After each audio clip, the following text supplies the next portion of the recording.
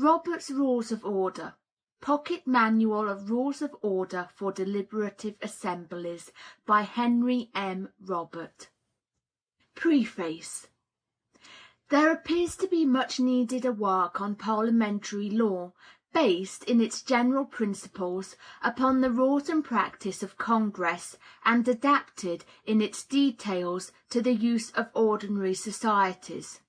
Such a work should give, not only the methods of organizing and conducting the meetings, the duties of the officers and the names of the ordinary motions, but in addition should state in a systematic manner, in reference to each motion, its object and effect, whether it can be amended or debated.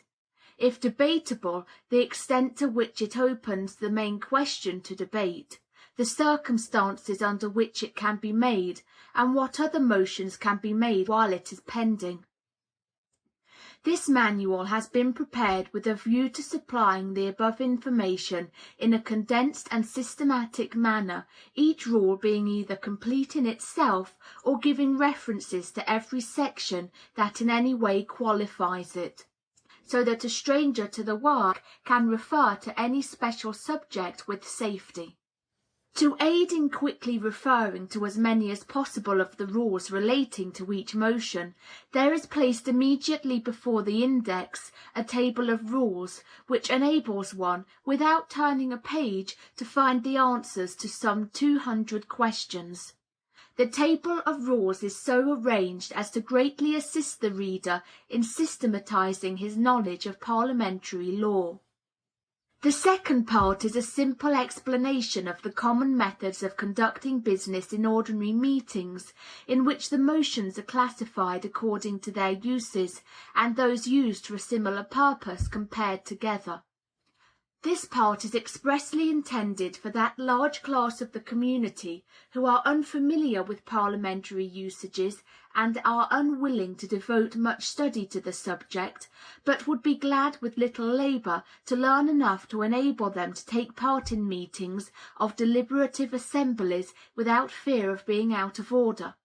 The object of rules of order in deliberative assemblies is to assist an assembly to accomplish the work for which it was designed in the best possible manner. To do this, it is necessary to somewhat restrain the individual, as the right of an individual in any community to do what he pleases is incompatible with the best interests of the whole. Where there is no law, but every man does what is right in his own eyes, there is at least of real liberty. Experience has shown the importance of definiteness in the law, and in this country, where customs are so slightly established and the published manuals of parliamentary practice so conflicting, no society should attempt to conduct business without having adopted some work upon the subject, as the authority in all cases not covered by their own rules. It has been well said by one of the greatest of English writers on parliamentary law: "Whether these forms be in all cases the most rational or not is really not of so great importance. It is much more material that there should be a rule to go by than what that rule is, that there may be a uniformity of proceeding in business, not subject to the caprice of the chairman or captiousness of the members. It is very material that order, decency, and regularity be preserved in a dignified public body." H.M.R. December 1875. Introduction. Parliamentary law. Parliamentary law refers originally to the customs and rules of conducting business in the English Parliament, and thence to the customs and rules of our own legislative assemblies. In England, these customs and usages of Parliament form a part of the unwritten law of the land, and in our own legislative bodies they are of authority in all cases where they do not conflict with existing rules or precedents. But as a people we have not the respect which the English have for customs and precedents, and are always ready for innovations which we think are improvements, and hence changes have been and are being constantly made in the written rules which our legislative bodies have found best to adopt.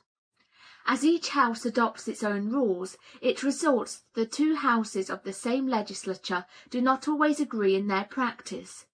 Even in Congress, the order of precedence of motions is not the same in both houses, and the previous question is admitted in the House of Representatives, but not in the Senate.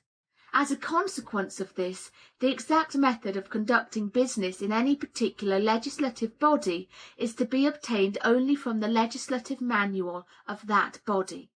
The vast number of societies, political, literary, scientific, benevolent, and religious, formed all over the land, though not legislative, are still deliberative in their character, and must have some system of conducting business, and some rules to govern their proceedings, and are necessarily subject to the common parliamentary law where it does not conflict with their own special rules. But as their knowledge of parliamentary law has been obtained from the usages in this country rather than from the customs of Parliament, it has resulted that these societies have followed the customs of our own legislative bodies, and our people have thus been educated under a system of parliamentary law which is peculiar to this country, and yet so well established as to supersede the English parliamentary law as the common law of ordinary deliberative assemblies. The practice of the National House of Representatives should have the same force in this country as the usages of the House of Commons have in England, in determining the general principles of the common parliamentary law of the land. But it does not follow that in every matter of detail the rules of Congress can be applied to, as the common law governing every deliberative assembly. In these matters of detail, the rules of each House of Congress are adapted to their own peculiar wants, and are of no force whatever in other assemblies. But upon all great parliamentary questions, such as what motions can be made, what is their order of precedence, which can be debated, what is their effect, etc., the common law of the land is settled by the practice of the U.S. House of Representatives, and not by that of the English Parliament, the U.S. Senate, or any other body. While in extreme cases there is no difficulty in deciding the question as to whether the practice of Congress determines the common parliamentary law, yet between these extremes there must necessarily be a large number of doubtful cases upon which there would be great difference of opinion, and to avoid the serious difficulties always arising from a lack of definiteness in the law, every deliberative assembly should imitate our legislative bodies in adopting rules of order for the conduct of their business. Note: where the practice of Congress differs from that of Parliament upon a material point, the common law of this country follows the practice of Congress. Thus in every American deliberative assembly have no rules for conducting business. The motion to adjourn would be decided to be undebatable, as in Congress, the English parliamentary law to the contrary notwithstanding. So if the previous question were negatived, the debate upon the subject would continue as in Congress, whereas in Parliament the subject would be immediately dismissed. So too the previous question could be moved when there was before the assembly a motion either to amend, to commit, or to postpone definitely or indefinitely, just as in Congress, notwithstanding that, according to English parliamentary law, the previous question could not be moved under such circumstances. When the rules of the two Houses of Congress conflict, the H.R. rules are of greater authority than those of the Senate in determining the parliamentary law of the country, just as the practice of the House of Commons, and not the House of Lords, determines the parliamentary law of England. For instance, though the Senate rules do not allow the motion for the previous question, and make the motion to postpone indefinitely take precedence of every other subsidiary motion, Section 7, except a lie on the table, yet the parliamentary law of the land follows the practice of the House of Representatives in recognizing the previous question as a legitimate motion, and assigning to the very lowest rank the motion to postpone indefinitely. But in matters of detail, the rules of the House of Representatives are adapted to the peculiar wants of that body, and are of no authority in any other assembly.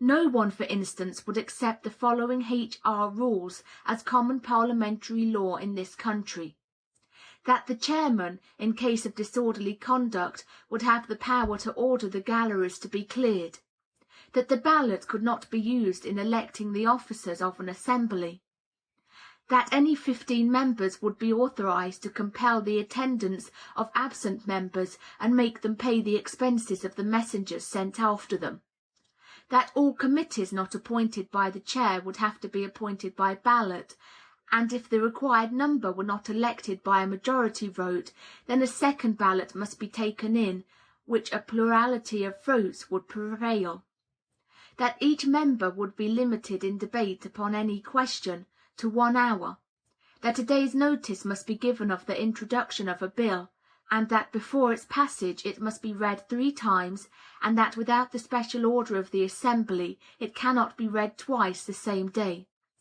These examples are sufficient to show the absurdity of the idea that the rules of Congress in all things determine the common parliamentary law. Plan of the work. This manual is prepared to partially meet this want in deliberative assemblies that are not legislative in their character.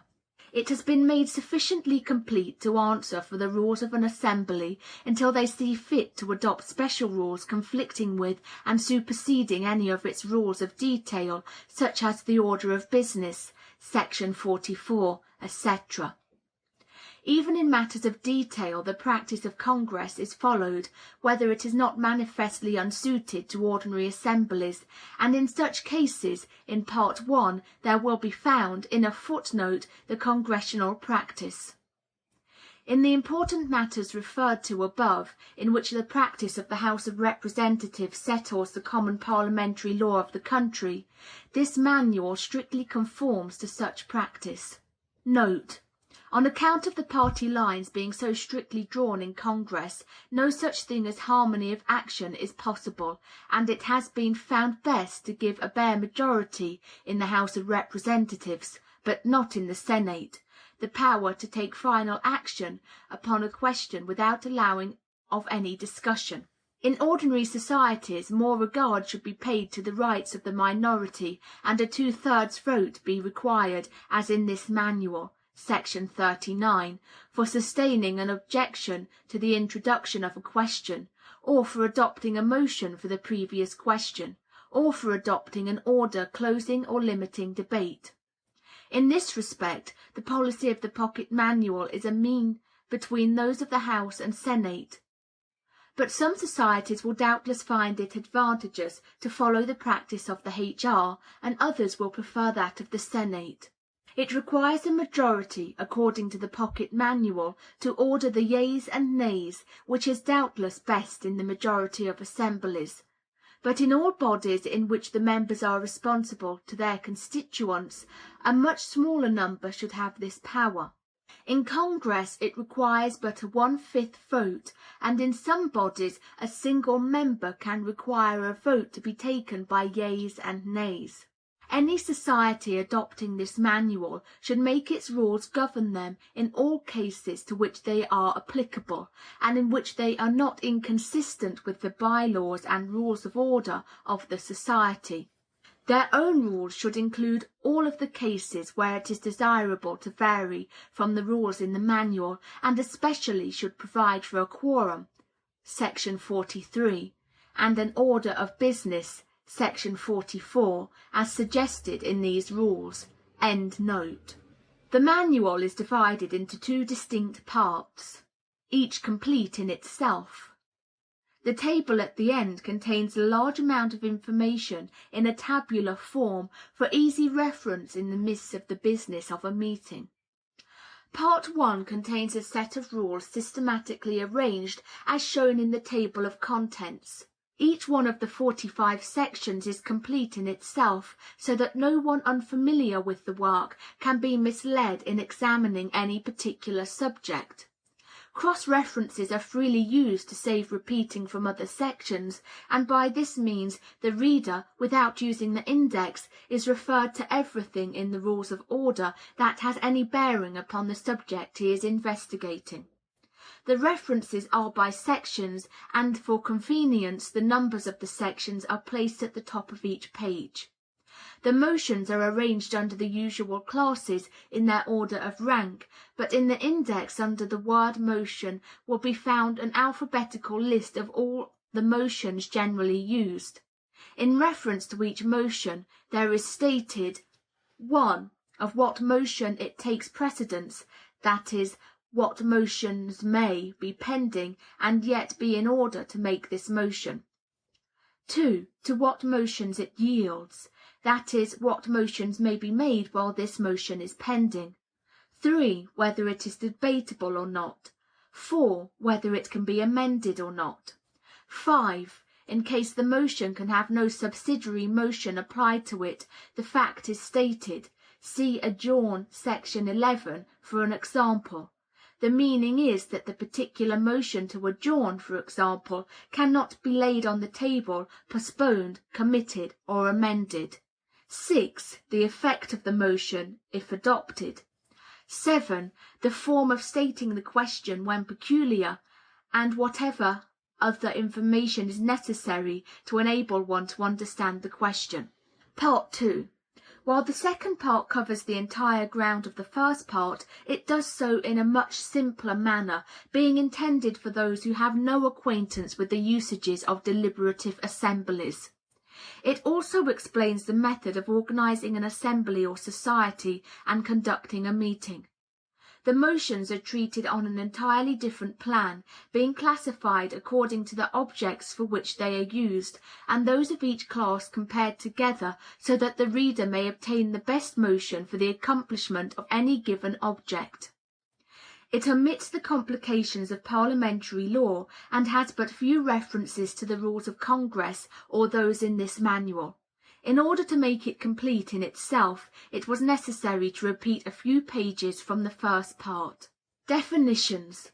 In addition to the terms defined above, taking precedence of, yielding to, and applying to, see page 14.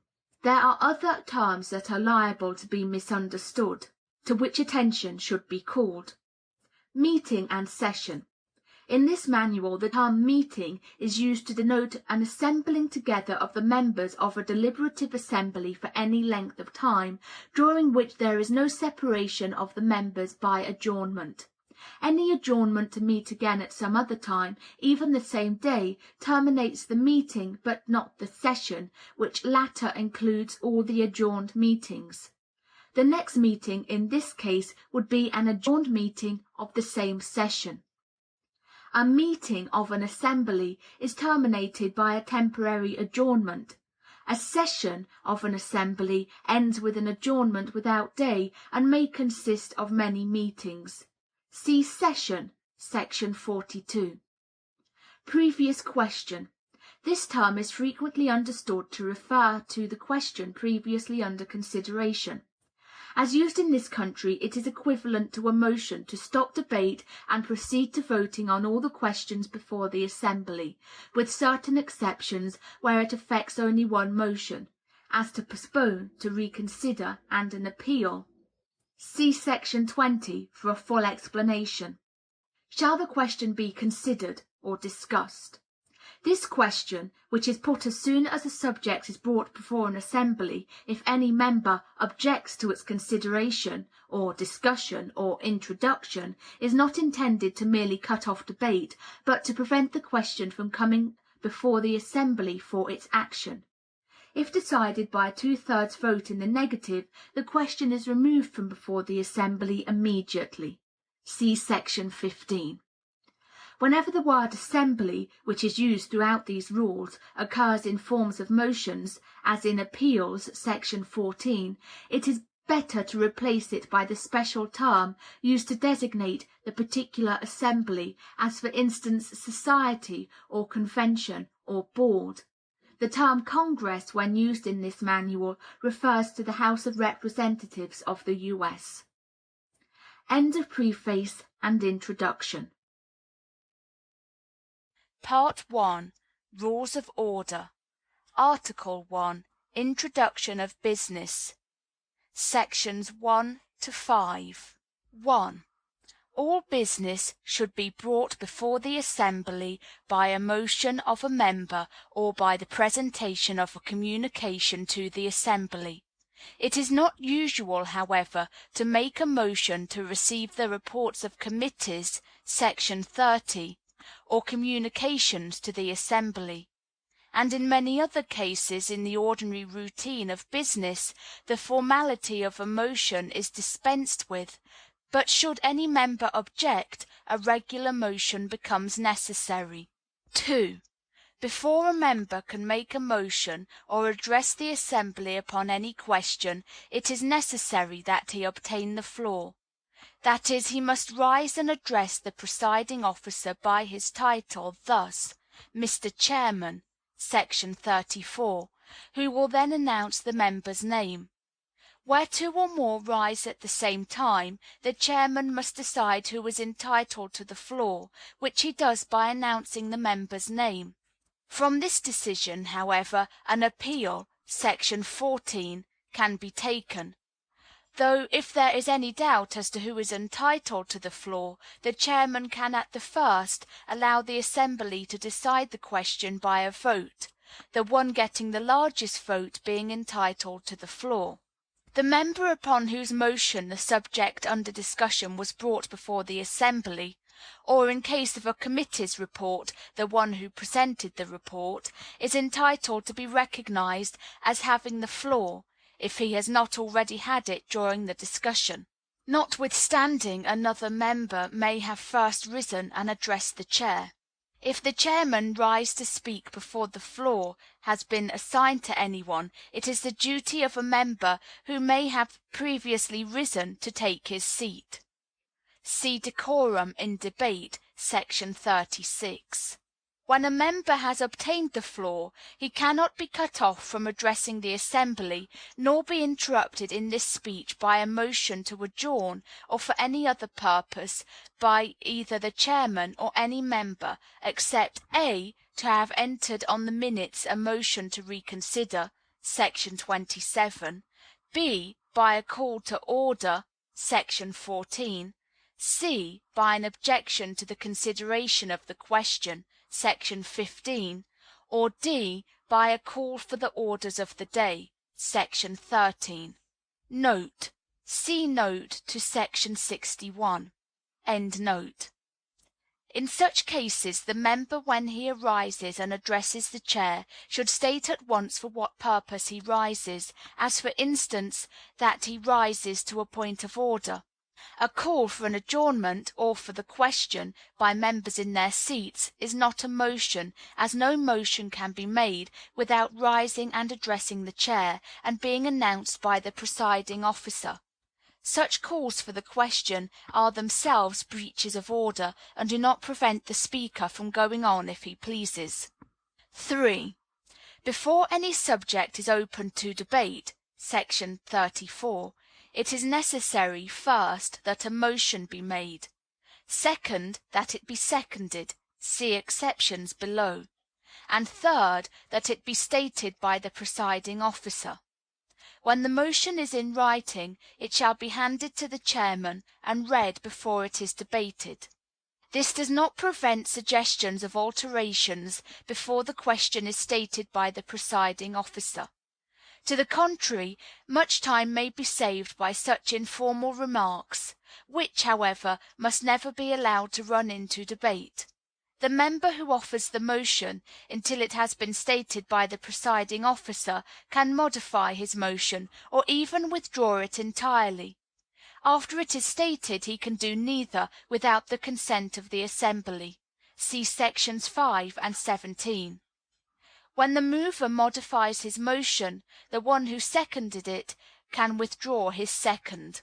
Exceptions: a call for the order of the day, a question of order, though not an appeal, or an objection to the consideration of a question (sections 13, 14, 15), does not have to be seconded, and many questions of routine are not seconded or even made, the presiding officer merely announcing that, if no objection is made, such will be considered the action of the assembly. 4. All principal motions (Section 6), amendments, and instructions to committees should be in writing, if required by the presiding officer. Although a question is complicated and capable of being made into several questions, no one member, without there is a special rule allowing it, can insist upon it being divided. His resource is to move that the question be divided, specifying in his motion how it is to be divided. Anyone else can move as an amendment to this to divide it differently. The division of a question is really an amendment (Section 23), and subject to the same rules. Instead of moving a division of the question, the same result can be usually attained by moving some other form of an amendment. When the question is divided, each separate question must be a proper one for the assembly to act upon, even if none of the others were adopted.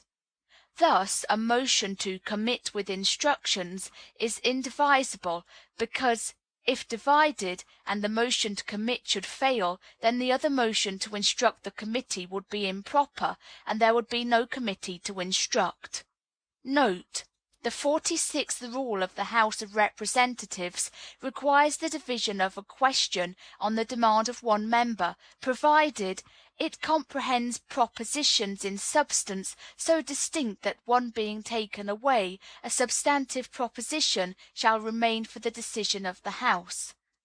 But this does not allow a division so as to have a vote on separate items or names.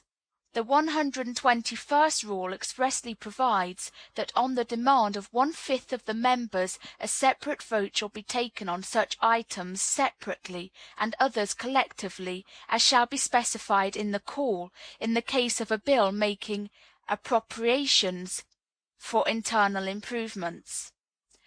But this right to divide a question into items extends to no case but the one specified. The common parliamentary law allows of no division except when the assembly orders it, and in ordinary assemblies this rule will be found to give less trouble than the congressional one. The motion to strike out certain words and insert others is indivisible, as it is strictly one proposition. 5. After a question has been stated by the presiding officer, it is in the possession of the assembly for debate. The mover cannot withdraw or modify it, if any one objects, except by obtaining leave from the assembly (Section 17), or by moving an amendment. Article 2. General classification of motions. Sections 6 to 9. 6. A principal or main question or motion is a motion made to bring before the assembly, for its consideration, any particular subject. No principal motion can be made when any other question is before the assembly. It takes precedence of nothing, and yields to all privileged, incidental, and subsidiary questions. Sections 7, 8, 9. 7. Subsidiary or secondary questions or motions relate to a principal motion, and enable the assembly to dispose of it in the most appropriate manner. These motions take precedence of the principal question, and must be decided before the principal question can be acted upon. They yield to privileged and incidental questions, sections 8, 9, and are as follows, being arranged in their order of precedence among themselves: lie on the table, see section 19; the previous question, see section 20; postpone to a certain day, see section 21; commit, see section 22; amend, see section 23; postpone indefinitely, See Section 24. Any of these motions, except amend, can be made when one of a lower order is pending, but none can supersede one of a higher order. They cannot be applied. Note, see Plan of Work and definitions in Introduction for explanation of some of these technical terms. End note. To one another except in the following cases. A. The previous question applies to the motion to postpone without affecting the principal motion, and can, if specified, be applied to a pending amendment. Section 20. B. The motions to postpone to a certain day and to commit can be amended. And C. A motion to amend the minutes can be laid on the table without carrying the minutes with it. Section 19. 8. Incidental questions are such as arise out of other questions, and consequently take precedence of, and are to be decided before, the questions which give rise to them. They yield to privileged questions, Section 9, and cannot be amended. Excepting an appeal, they are undebatable. An appeal is debatable or not, according to circumstances, as shown in Section 14. They are as follows: appeal or questions of order, see Section 14. Objection to the consideration of a question, see Section 15. The reading of papers, see Section 16. Leave to withdraw a motion, see Section 17. Suspension of the rules, see Section 18. 9. Privileged questions are such as, on account of their importance, take precedence over all other questions whatever, and on account of this very privilege they are undebatable. Section 35, excepting when relating to the rights of the assembly or its members, as otherwise they could be made use of so as to seriously interrupt business. They are as follows, being arranged in their order of precedence among themselves. To fix the time to which the assembly shall adjourn, see Section 10. Adjourn, see Section 11. Questions relating to the rights and privileges of the assembly or any of its members, see Section 12. Call for the orders of the day, see Section 13. End of Part 1. Articles 1 and 2. Article 3. Motions and their order of precedence. Note: for a list of all the ordinary motions, arranged in their order of precedence, see Section 64. All the privileged and subsidiary ones in this article are so arranged. End note. Sections 10 through 27. Privileged motions. Sections 10 to 13. See Section 9. 10. To fix the time to which the assembly shall adjourn. This motion takes precedence of all others, and is in order even after the assembly has voted to adjourn, provided the chairman has not announced the results of the vote. If made when another question is before the assembly, it is undebatable. Section 35. It can be amended by altering the time. If made when no other question is before the assembly, it stands as any other principal motion and is debatable. Note: in ordinary societies it is better to follow the common parliamentary law, and permit this question to be introduced as a principal question when it can be debated and suppressed, Section 58, 59, like other questions. In Congress it is never debatable, and has entirely superseded the unprivileged and inferior motion to adjourn to a particular time. End note. The form of this motion is, when this assembly adjourns, it adjourns to meet at such a time. 11. To adjourn. This motion, when unqualified, takes precedence of all others, except to fix the time to which to adjourn, to which it yields. It is not debatable, and cannot be amended, or have any other subsidiary motion (Section 7) applied to it. If qualified in any way, it loses its privileged character, and stands as any other principal motion. The motion to adjourn can be repeated if there has been any intervening business, though it be simply progress in debate [§ 26]. When a committee is through with any business referred to it, and prepared to report, instead of adjourning, a motion should be made to rise, which motion, in committee, has the same privileges as to adjourn in the assembly [§ 32]. The effect upon unfinished business of an adjournment is as follows. Note. After 6 days from the commencement of a second or subsequent session of any Congress, all bills, resolutions, and reports which originated in the House, and at the close of the next preceding session remain undetermined, shall be resumed and acted on in the same manner as if an adjournment had not taken place. Rule 136, H.R. Any ordinary society that meets as seldom as once each year is apt to be composed of as different membership at its successive meetings as any 2 successive Congresses, and only trouble would result from allowing unfinished business to hold over to the next yearly meeting. End note. See section 42. A. When it does not close the session, the business interrupted by the adjournment is the first in order after the reading of the minutes at the next meeting, and is treated the same as if there had been no adjournment, an adjourned meeting being legally the continuation of the meeting of which it is an adjournment. B.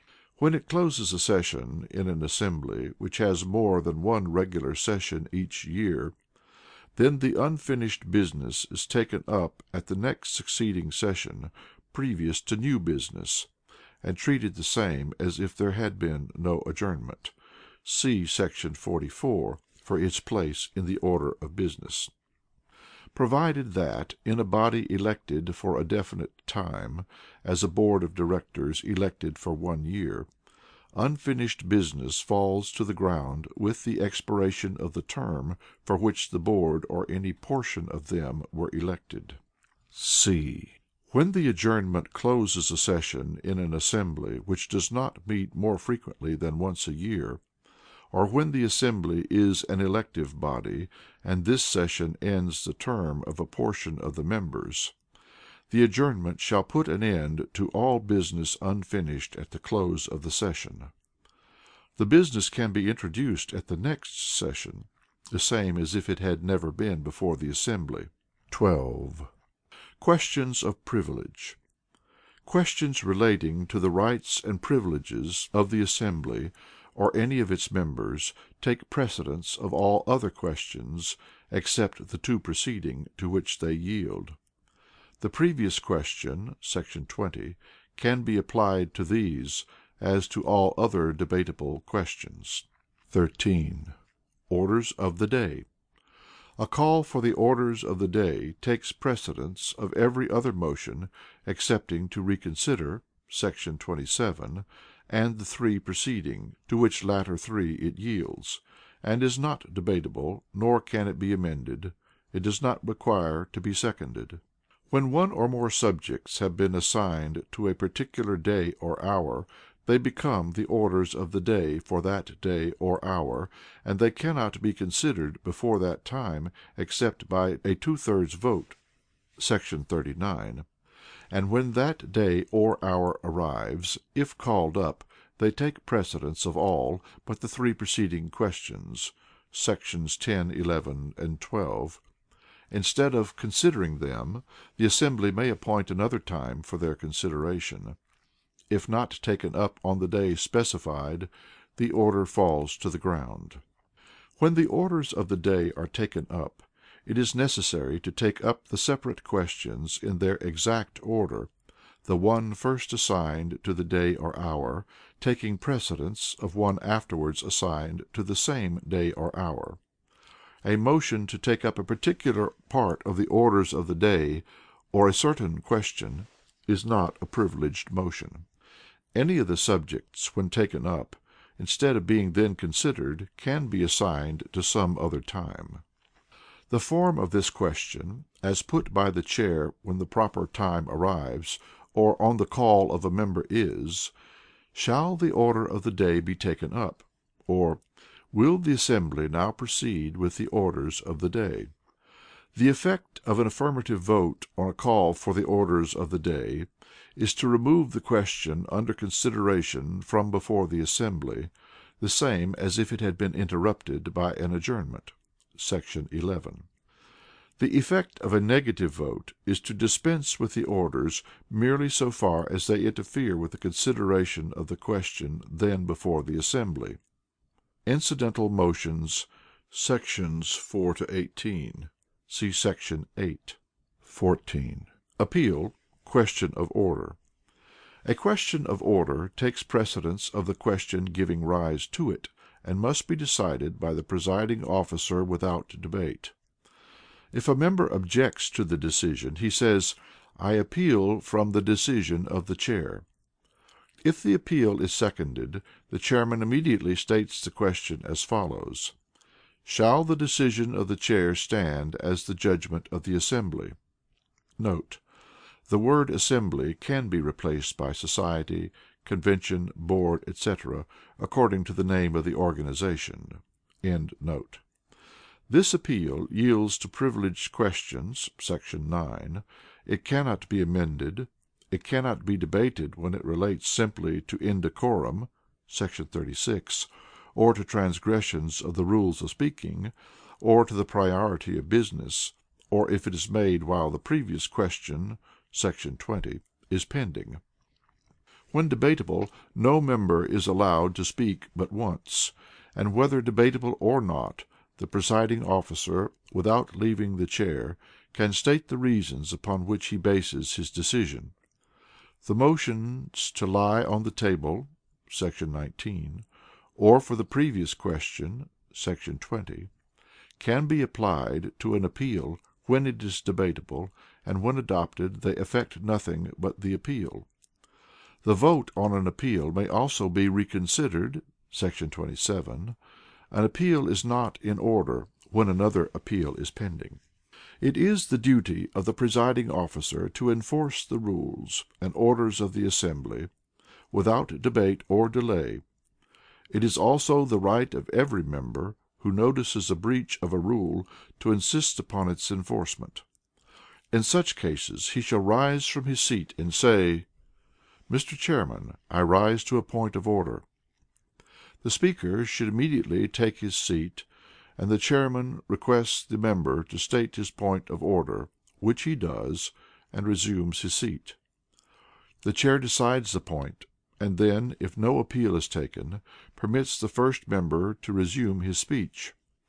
If the member's remarks are decided to be improper, and any one objects to his continuing his speech, he cannot continue it without a vote of the assembly to that effect.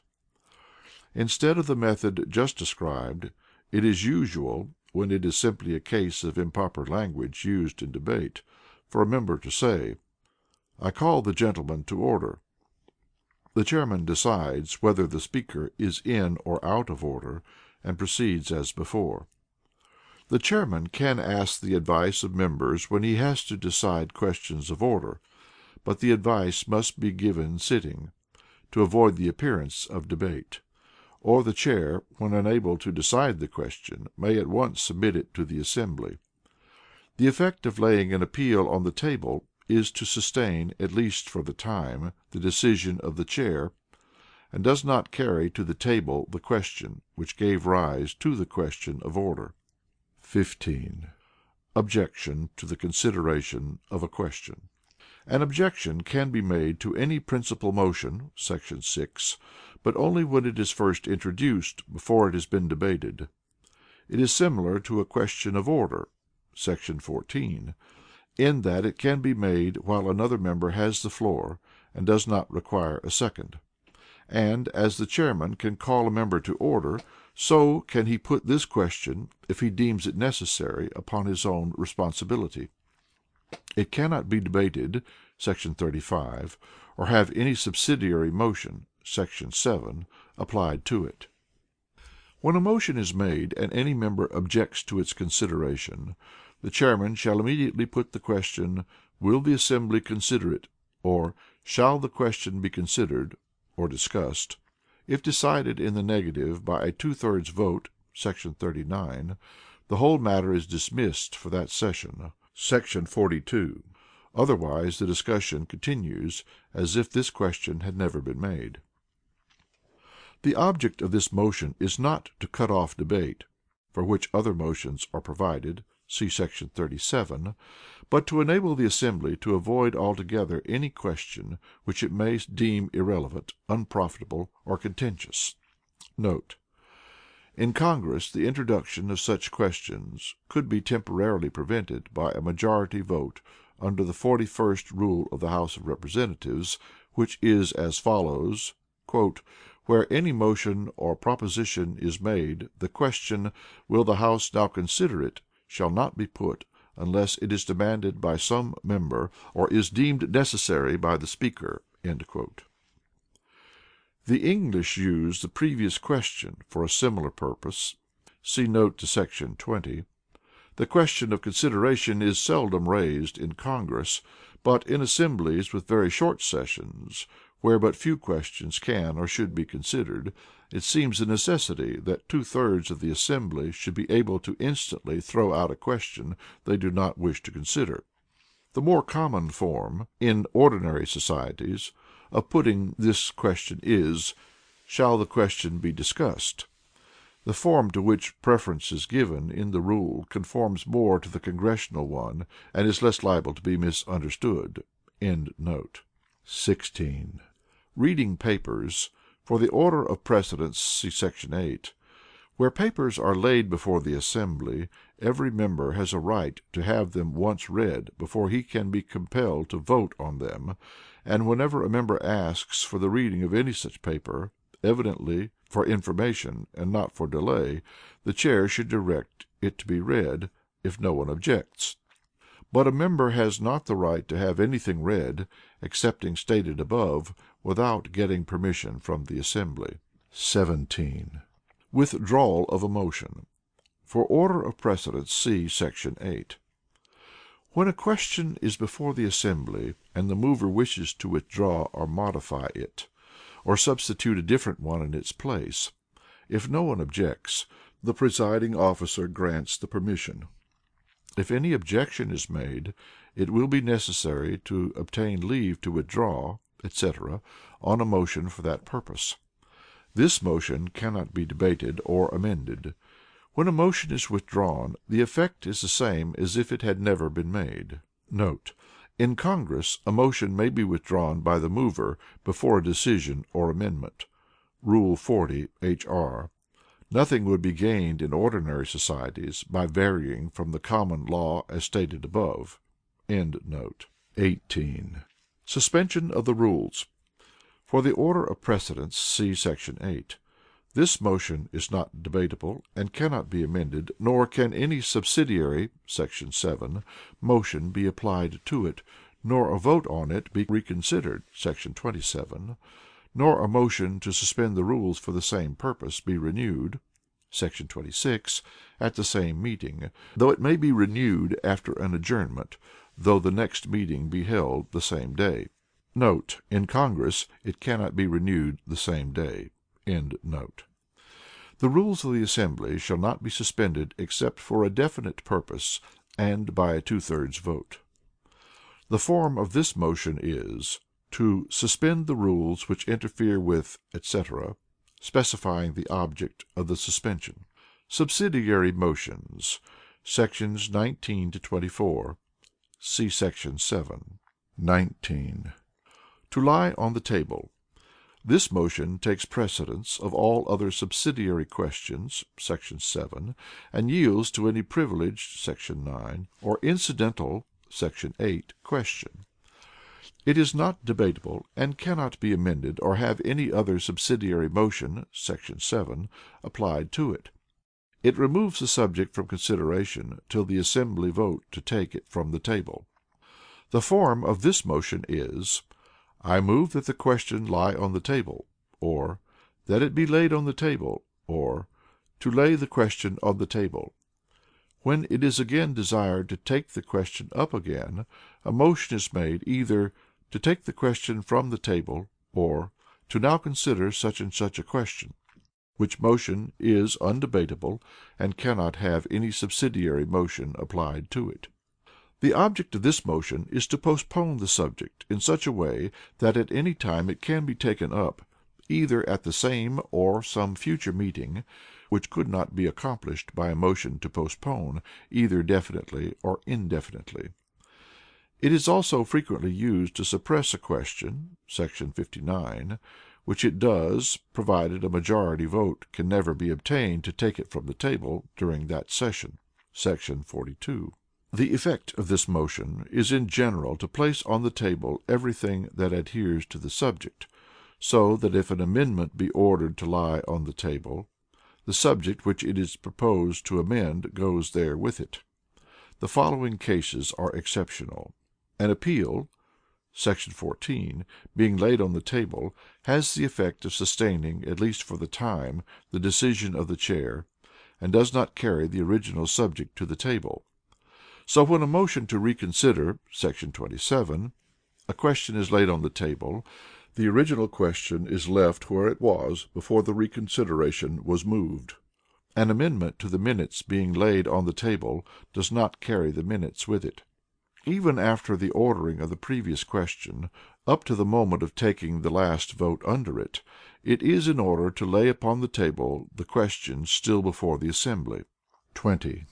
The previous question The previous question is a technical name for this motion, conveying a wrong impression of its import, as it has nothing to do with the subject previously under consideration. To demand the previous question is equivalent in effect to moving that debate now cease and the assembly immediately proceed to vote on the questions before it. The exceptions are stated above. The English previous question is an entirely different one from ours, and is used for a different purpose. In the English Parliament it is moved by the enemies of a measure, who then vote in the negative, and thus prevent for the day the consideration of the main question, which in this country could be accomplished by objecting to the consideration of the question [§ 15], if the objection were sustained. In our Congress it is moved by the friends of a measure, who vote in the affirmative with a view to cutting off debate, and immediately bringing the assembly to a vote on the questions before it. The rules in the two cases are as different as the objects of the motions. It requires only a majority vote for its adoption in the House of Representatives, and is not allowed in the United States Senate. Takes precedence of every debatable question [§ 35], and yields to privileged [§ 9] and incidental [§ 8] questions, and to the motion to lie on the table [§ 19]. It is not debatable, and cannot be amended or have any other subsidiary [§ 7] motions applied to it. It shall require a 2/3 vote for its adoption. When a member calls for the previous question, and the call is seconded, the presiding officer must immediately put the question, "Shall the main question be now put?" If adopted, the member who introduced the pending measure still has the right to close the debate [§ 34), after which the presiding officer, without allowing further discussion, shall put to vote the questions before the assembly, in their order of precedence, till the main question, with all its subsidiary and incidental questions, is disposed of. See the exceptions below. If it fails, the discussion continues as if this motion had not been made.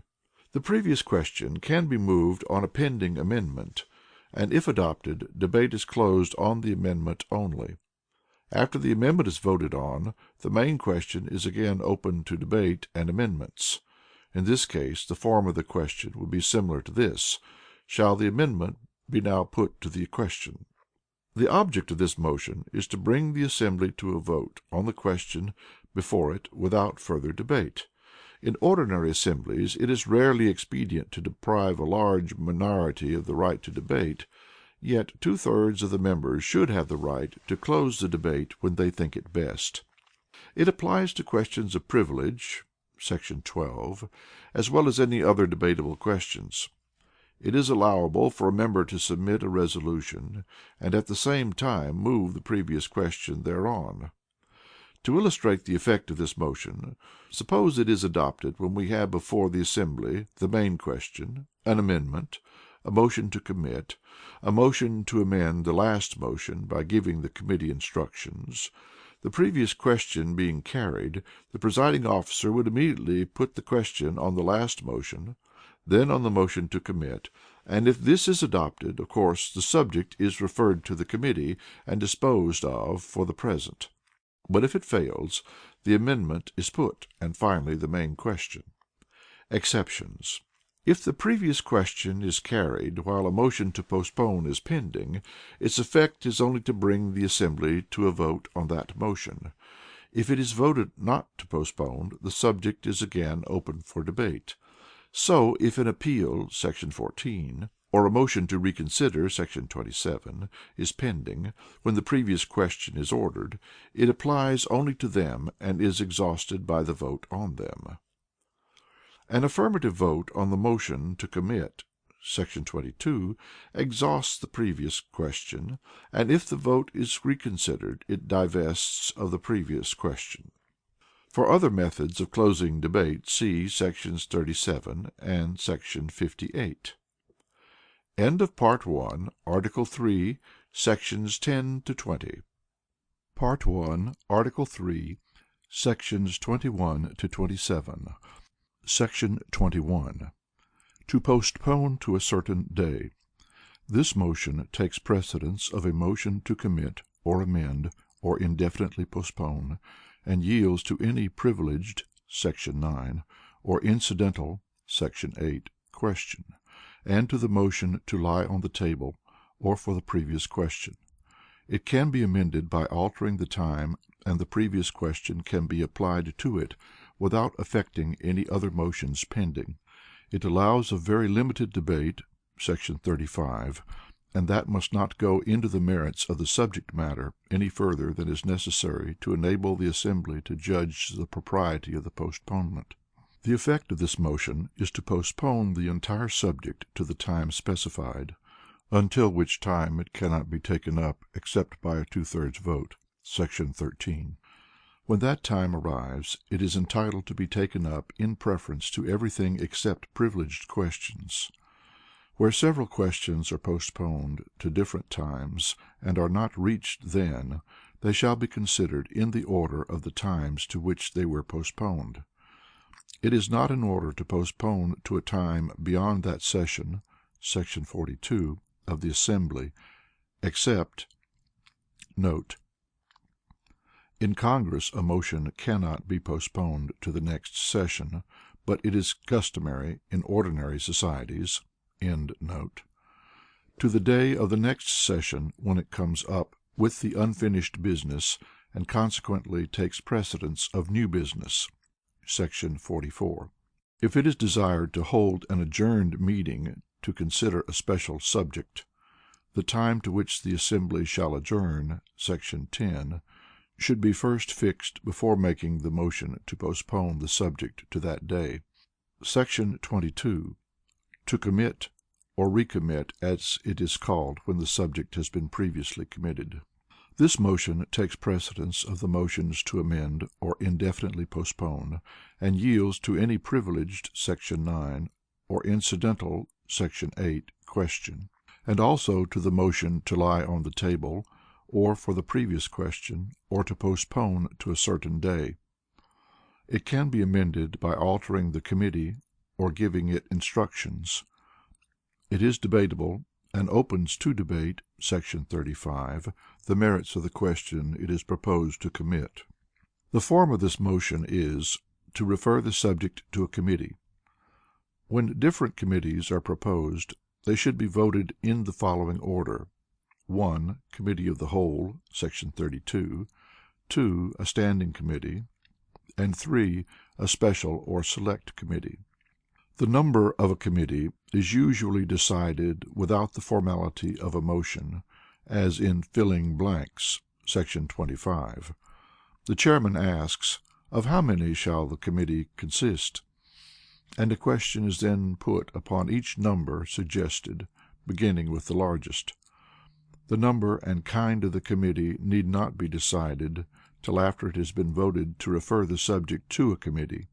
If the committee is a select one, and the motion does not include the method of appointing it, and there is no standing rule on the subject, the chairman inquires how the committee shall be appointed, and this is usually decided informally.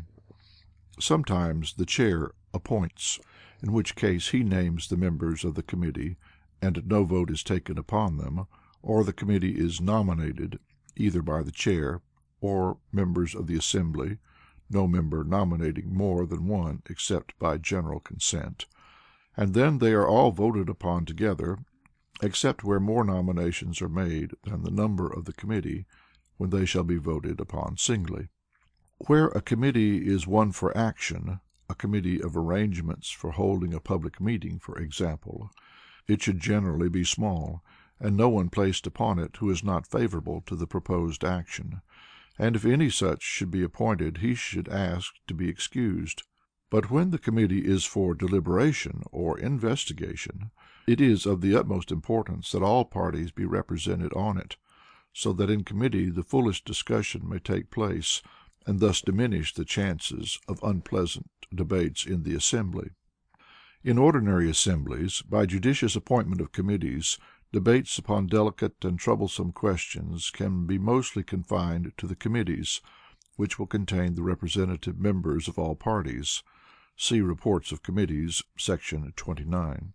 Section 23. To amend.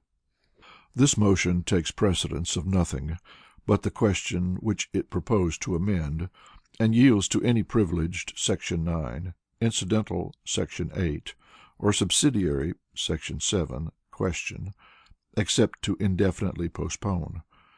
It can be amended itself, but this amendment of an amendment cannot be amended. An amendment may be inconsistent with one already adopted, or may directly conflict with the spirit of the original motion, but it must have a direct bearing upon the subject of that motion. To illustrate, a motion for a vote of thanks could be amended by substituting for thanks the word censure, or one condemning certain customs could be amended by adding other customs. An amendment may be in any of the following forms: to add or insert certain words or paragraphs, to strike out certain words or paragraphs. The question, however, being stated by the chair thus: shall these words or paragraphs stand as part of the resolution? And if this is adopted, that is, the motion to strike out fails, it does not preclude either amendment or a motion to strike out and insert. To strike certain words and insert others, which motion is indivisible, and if lost does not preclude another motion to strike out the same words and insert different ones. To substitute another motion on the same subject for the one pending. To divide the question into two or more questions, as the mover specifies, so as to get a separate vote on any particular point or points. See section 4. If a paragraph is inserted, it should be perfected by its friends previous to voting on it, as when once inserted it cannot be struck out or amended except by adding to it. The same is true in regards to words to be inserted in a resolution, as when once inserted they cannot be struck out except by a motion to strike out the paragraph, or such a portion of it as shall make the question an entirely different one from that of inserting the particular words.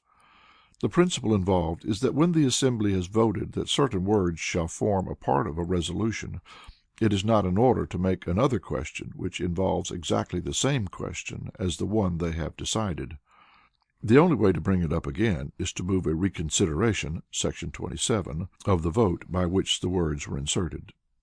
In stating the question on an amendment, the chairman should read 1. The passage to be amended, 2. The words to be struck out, if any, 3. The words to be inserted, if any, and 4. The whole passage as it will stand if the amendment is adopted.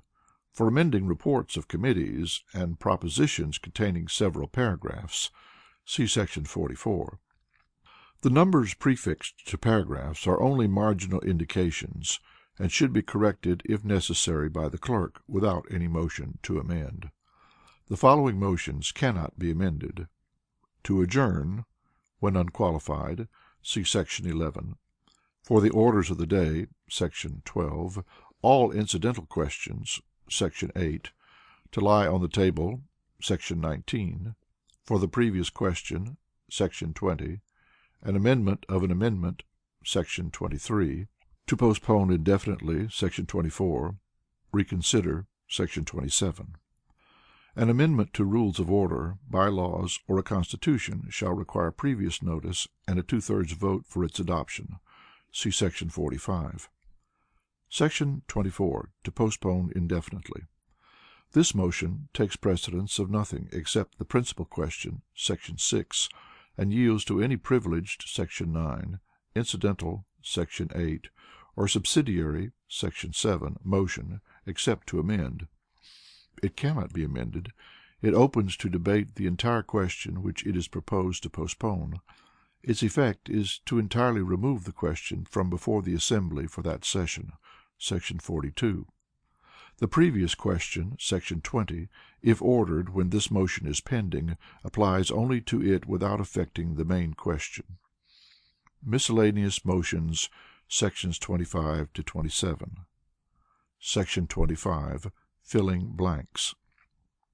In filling blanks, the largest sum and the longest time proposed shall be first put to the question. Sometimes the most convenient way of amending a resolution is to create a blank, by moving to strike out a certain number or time. It is customary for any number of members to propose numbers to fill a blank without the formality of a motion, these different propositions not being regarded in the light of amendments. Nominations are treated in a similar manner, so that the second nomination, instead of being an amendment to the first, is an independent motion, which, if the first fails, is to be immediately voted upon. Any number of nominations can be made, the chairman announcing each name as he hears it, and they should be voted upon in the order announced until one receives a vote sufficient for an election. Section 26. Renewal of a motion. When any principal question, Section 6, or amendment has been once acted upon by the assembly, it cannot be taken up again at the same session, Section 42, except by a motion to reconsider, Section 27. The motion to adjourn can be renewed if there has been progress in debate, or any business transacted. As a general rule, the introduction of any motion that alters the state of affairs makes it admissible to renew any privileged or incidental motion, excepting suspension of the rules as provided in Section 18, or subsidiary motion, excepting an amendment, as in such a case the real question before the assembly is a different one. To illustrate: a motion that a question lie on the table, having failed, suppose afterwards it be moved to refer the matter to a committee. It is now in order to move again that the subject lie on the table, but such a motion would not be in order if it were not made till after the failure of the motion to commit, as the question then resumes its previous condition. When a subject has been referred to a committee which reports at the same meeting, the matter stands before the assembly as if it had been introduced for the first time. A motion which has been withdrawn has not been acted upon, and therefore cannot be renewed. Section 27. Reconsider. It is in order at any time, even when another member has the floor, or while the assembly is voting on the motion to adjourn during the day. Note: in Congress any one can move a reconsideration, excepting where the vote is taken by yeas and nays. Section 38. When the rule above applies, the motion can be made on the same or succeeding day. On which a motion has been acted upon, to move to reconsider the vote, and to have such motion entered on the record. But it cannot be considered while another question is before the assembly. It must be made, excepting when the vote is by ballot, by a member who voted with the prevailing side. For instance, in case a motion fails to pass for lack of a two-thirds vote, a reconsideration must be moved by one who voted against the motion. A motion to reconsider the vote on a subsidiary (Section 7) motion takes precedence of the main question. It yields to privileged (Section 9) questions, except for the orders of the day, and incidental (Section 8) questions. This motion can be applied. It is not the practice to reconsider an affirmative vote on the motion to lie on the table, as the same result can be more easily reached by the motion to take from the table. For a similar reason, an affirmative vote on the motion to take from the table cannot be reconsidered. To every question except to adjourn and to suspend the rules. It is debatable, just as the question to be reconsidered is debatable or undebatable [§ 35]. When debatable, it opens up for discussion the entire subject to be reconsidered, and can have the previous question [§ 20] applied to it without affecting anything but the motion to reconsider. It can be laid on the table [§ 19], and in such cases the last motion cannot be reconsidered. It is quite common and allowable to combine these two motions, though they must be voted on separately. In this case the reconsideration, like any other question, can be taken from the table, but possesses no privilege. Note: in Congress this is a common method used by the friends of a measure to prevent its reconsideration. End note. The motion to reconsider, being laid on the table, does not carry with it the pending measure. If an amendment to a motion has been either adopted or rejected, and then a vote taken on the motion as amended, it is not in order to reconsider the vote on the amendment until after the vote on the original motion has been reconsidered. If anything which the assembly cannot reverse has been done as the result of a vote, then that vote cannot be reconsidered. The effect of making this motion is to suspend all action that the original motion would have required until the reconsideration is acted upon, but if it is not called up, its effect terminates with the session [§ 42], provided Note: in Congress the effect always terminates with the session, and cannot be called up by any one but the mover until the expiration of the time during which it is in order to move a reconsideration. End note. That in an assembly having regular meetings as often as monthly, if no adjourned meeting upon another day is held of the one at which the reconsideration was moved, its effect shall not terminate till the close of the next succeeding session. See note at end of this section. While this motion is so highly privileged as far as relates to having it entered on the minutes, yet the reconsideration of another question cannot be made to interfere with the discussion of a question before the assembly. But as soon as that subject is disposed of, the reconsideration, if called up, takes precedence of everything except the motion to adjourn and to fix the time to which to adjourn. As long as its effect lasts, as shown above, any one can call up the motion to reconsider and have it acted upon, excepting that when its effect extends beyond the meeting at which the motion was made, no one but the mover can call it up at that meeting. But the reconsideration of an incidental [§ 8) or subsidiary [§ 7) motion shall be immediately acted upon, as otherwise it would prevent action on the main question.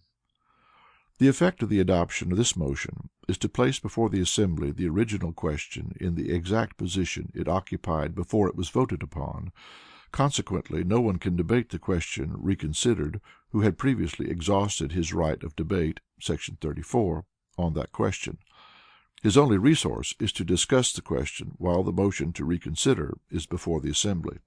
When a vote is taken under the operation of the previous question [§ 20) is reconsidered, the question is then divested of the previous question and is open to debate and amendment, provided the previous question has been exhausted (see latter part of § 20) by votes taken on all the questions covered by it before the motion to reconsider was made.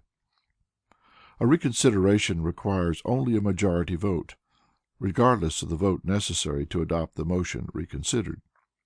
For reconsidering in committee, see § 28. Note on reconsider. In the English Parliament a vote once taken cannot be reconsidered, but in our Congress it is allowed to move a reconsideration of the vote on the same or succeeding day, and after the close of the last day for making the motion. anyone can call up the motion to reconsider, so that this motion cannot delay action for more than 2 days, and the effect of the motion, if not acted upon, terminates with the session. There seems to be no reason or good precedent for permitting merely 2 persons, by moving a reconsideration, to suspend for any length of time all action under resolutions adopted by the assembly, and yet where the delay is very short, the advantages of reconsideration overbalances the evils. Where a permanent society has meetings weekly or monthly, and usually only a small proportion of the society is present, it seems best to allow a reconsideration to hold over to another meeting, so that the society may have notice of what action is about to be taken. To prevent the motion from being used to defeat a measure that cannot be deferred until the next meeting, it is provided that, in case the society adjourned to meet the next day for instance, then the reconsideration will not hold over beyond that session. This allows sufficient delay to notify the society, while if the question is one requiring immediate action, the delay cannot extend beyond the day to which they adjourn. Where the meetings are only quarterly or annual, the society should be properly represented at each meeting, and their best interests are subserved by following the practice of Congress and letting the effect of the reconsideration terminate with the session. End of Part 1, Article 3, Sections 21 to 27. Article 4. Committees and Informal Action. Sections 28 to 33. Section 28. Committees. It is usual in deliberative assemblies to have all preliminary work in the preparation of matter for their action done by means of committees. These may be either standing committees, which are appointed for the session, section 42, or for some definite time, as 1 year, or select committees, appointed for a special purpose, or a committee of the whole, section 32, consisting of the entire assembly. For method of appointing committees of the whole, see section 32. Other committees, see Commit, section 22. The first person named on a committee is chairman, and should act as such. Without, the committee should see fit to elect another chairman, which they are competent to do. The clerk should furnish him, or some other member of the committee, with notice of the appointment of the committee, giving the names of the members, the matter referred to them, and such instructions as the assembly have decided upon. The chairman shall call the committee together, and if there is a quorum, a majority of the committee, see section 43, he should read or have read the entire resolutions referred to them. He should then read each paragraph and pause for amendments to be offered. When the amendments to that paragraph are voted on, he proceeds to the next, only taking votes on amendments, as the committee cannot vote on the adoption of matter referred to them by the assembly. If the committee originate the resolutions, they vote in the same way on amendments to each paragraph of the draft of the resolutions, which draft has been previously prepared by one of their members or a subcommittee. They do not vote on the separate paragraphs, but having completed the amendments, they vote on the adoption of the entire report. When there is a preamble, it is considered last. If the report originates with the committee, all amendments are to be incorporated in the report. But if the resolutions were referred, the committee cannot alter the text, but must submit the original paper intact, with their amendments, which may be in the form of a substitute, section 23, written on a separate sheet. A committee is a miniature assembly that must meet together in order to transact business, and usually one of its members should be appointed its clerk.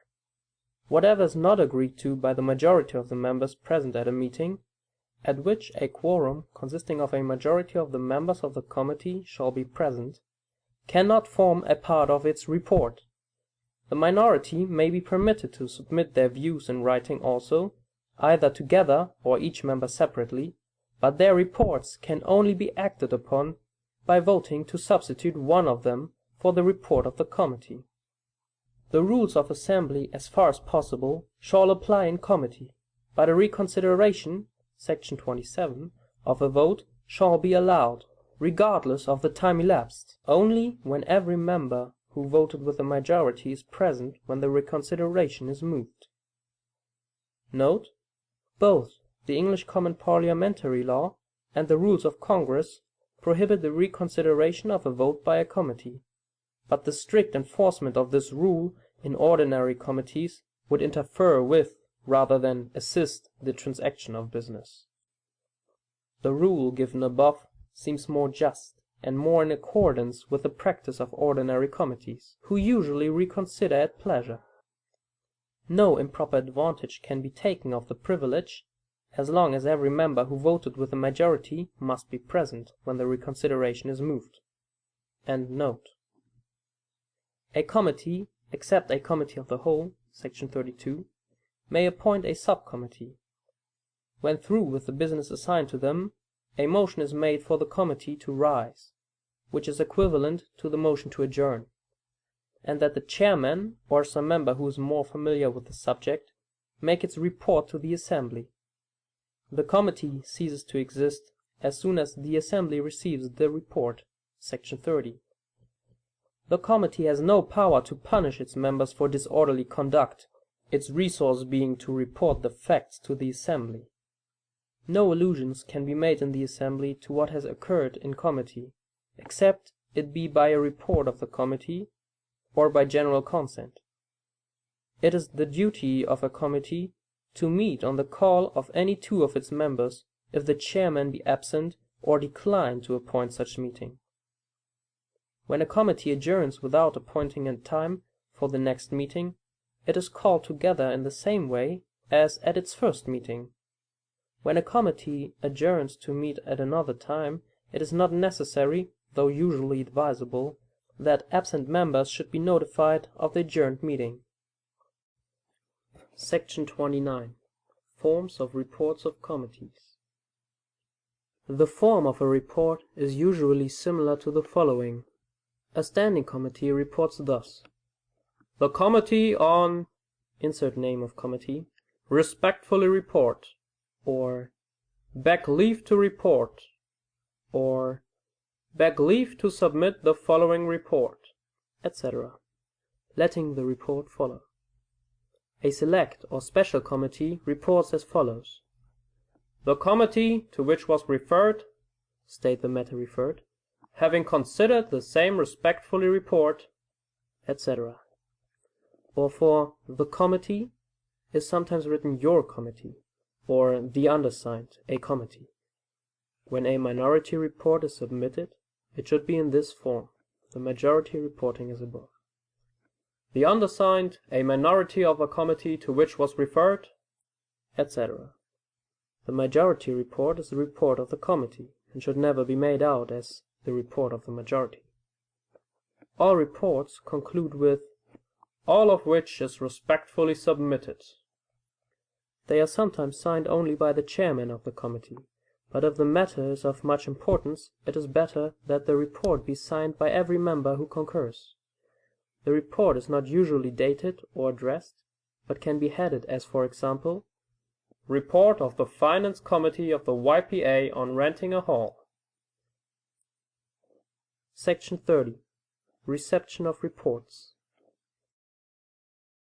When the report of a committee is to be made, the chairman, or member appointed to make the report, informs the assembly that the committee to whom was referred such a subject or paper has directed him to make a report thereon, or report it with or without amendment, as the case may be. Either he or any other member may move that it be received. Note: a very common error is, after a report has been read, to move that it be received, whereas the fact that it has been read shows that it has been already received by the assembly.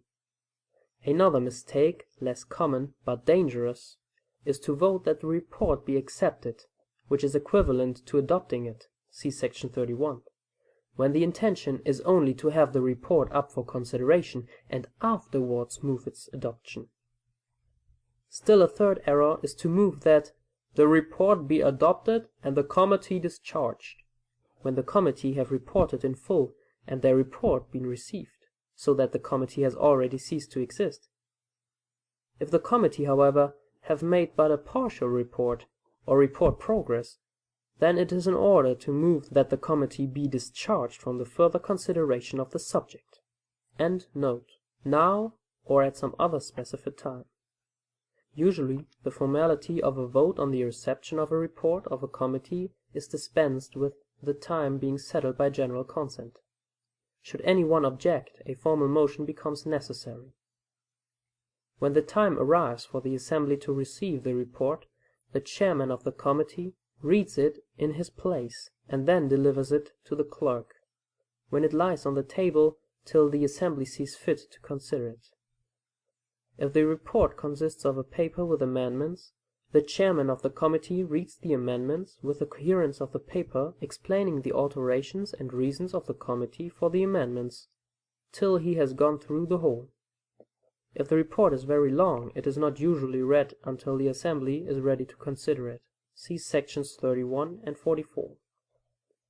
When the report has been received, whether it has been read or not, the committee is thereby dissolved, and can act no more without it is revived by a vote to recommit.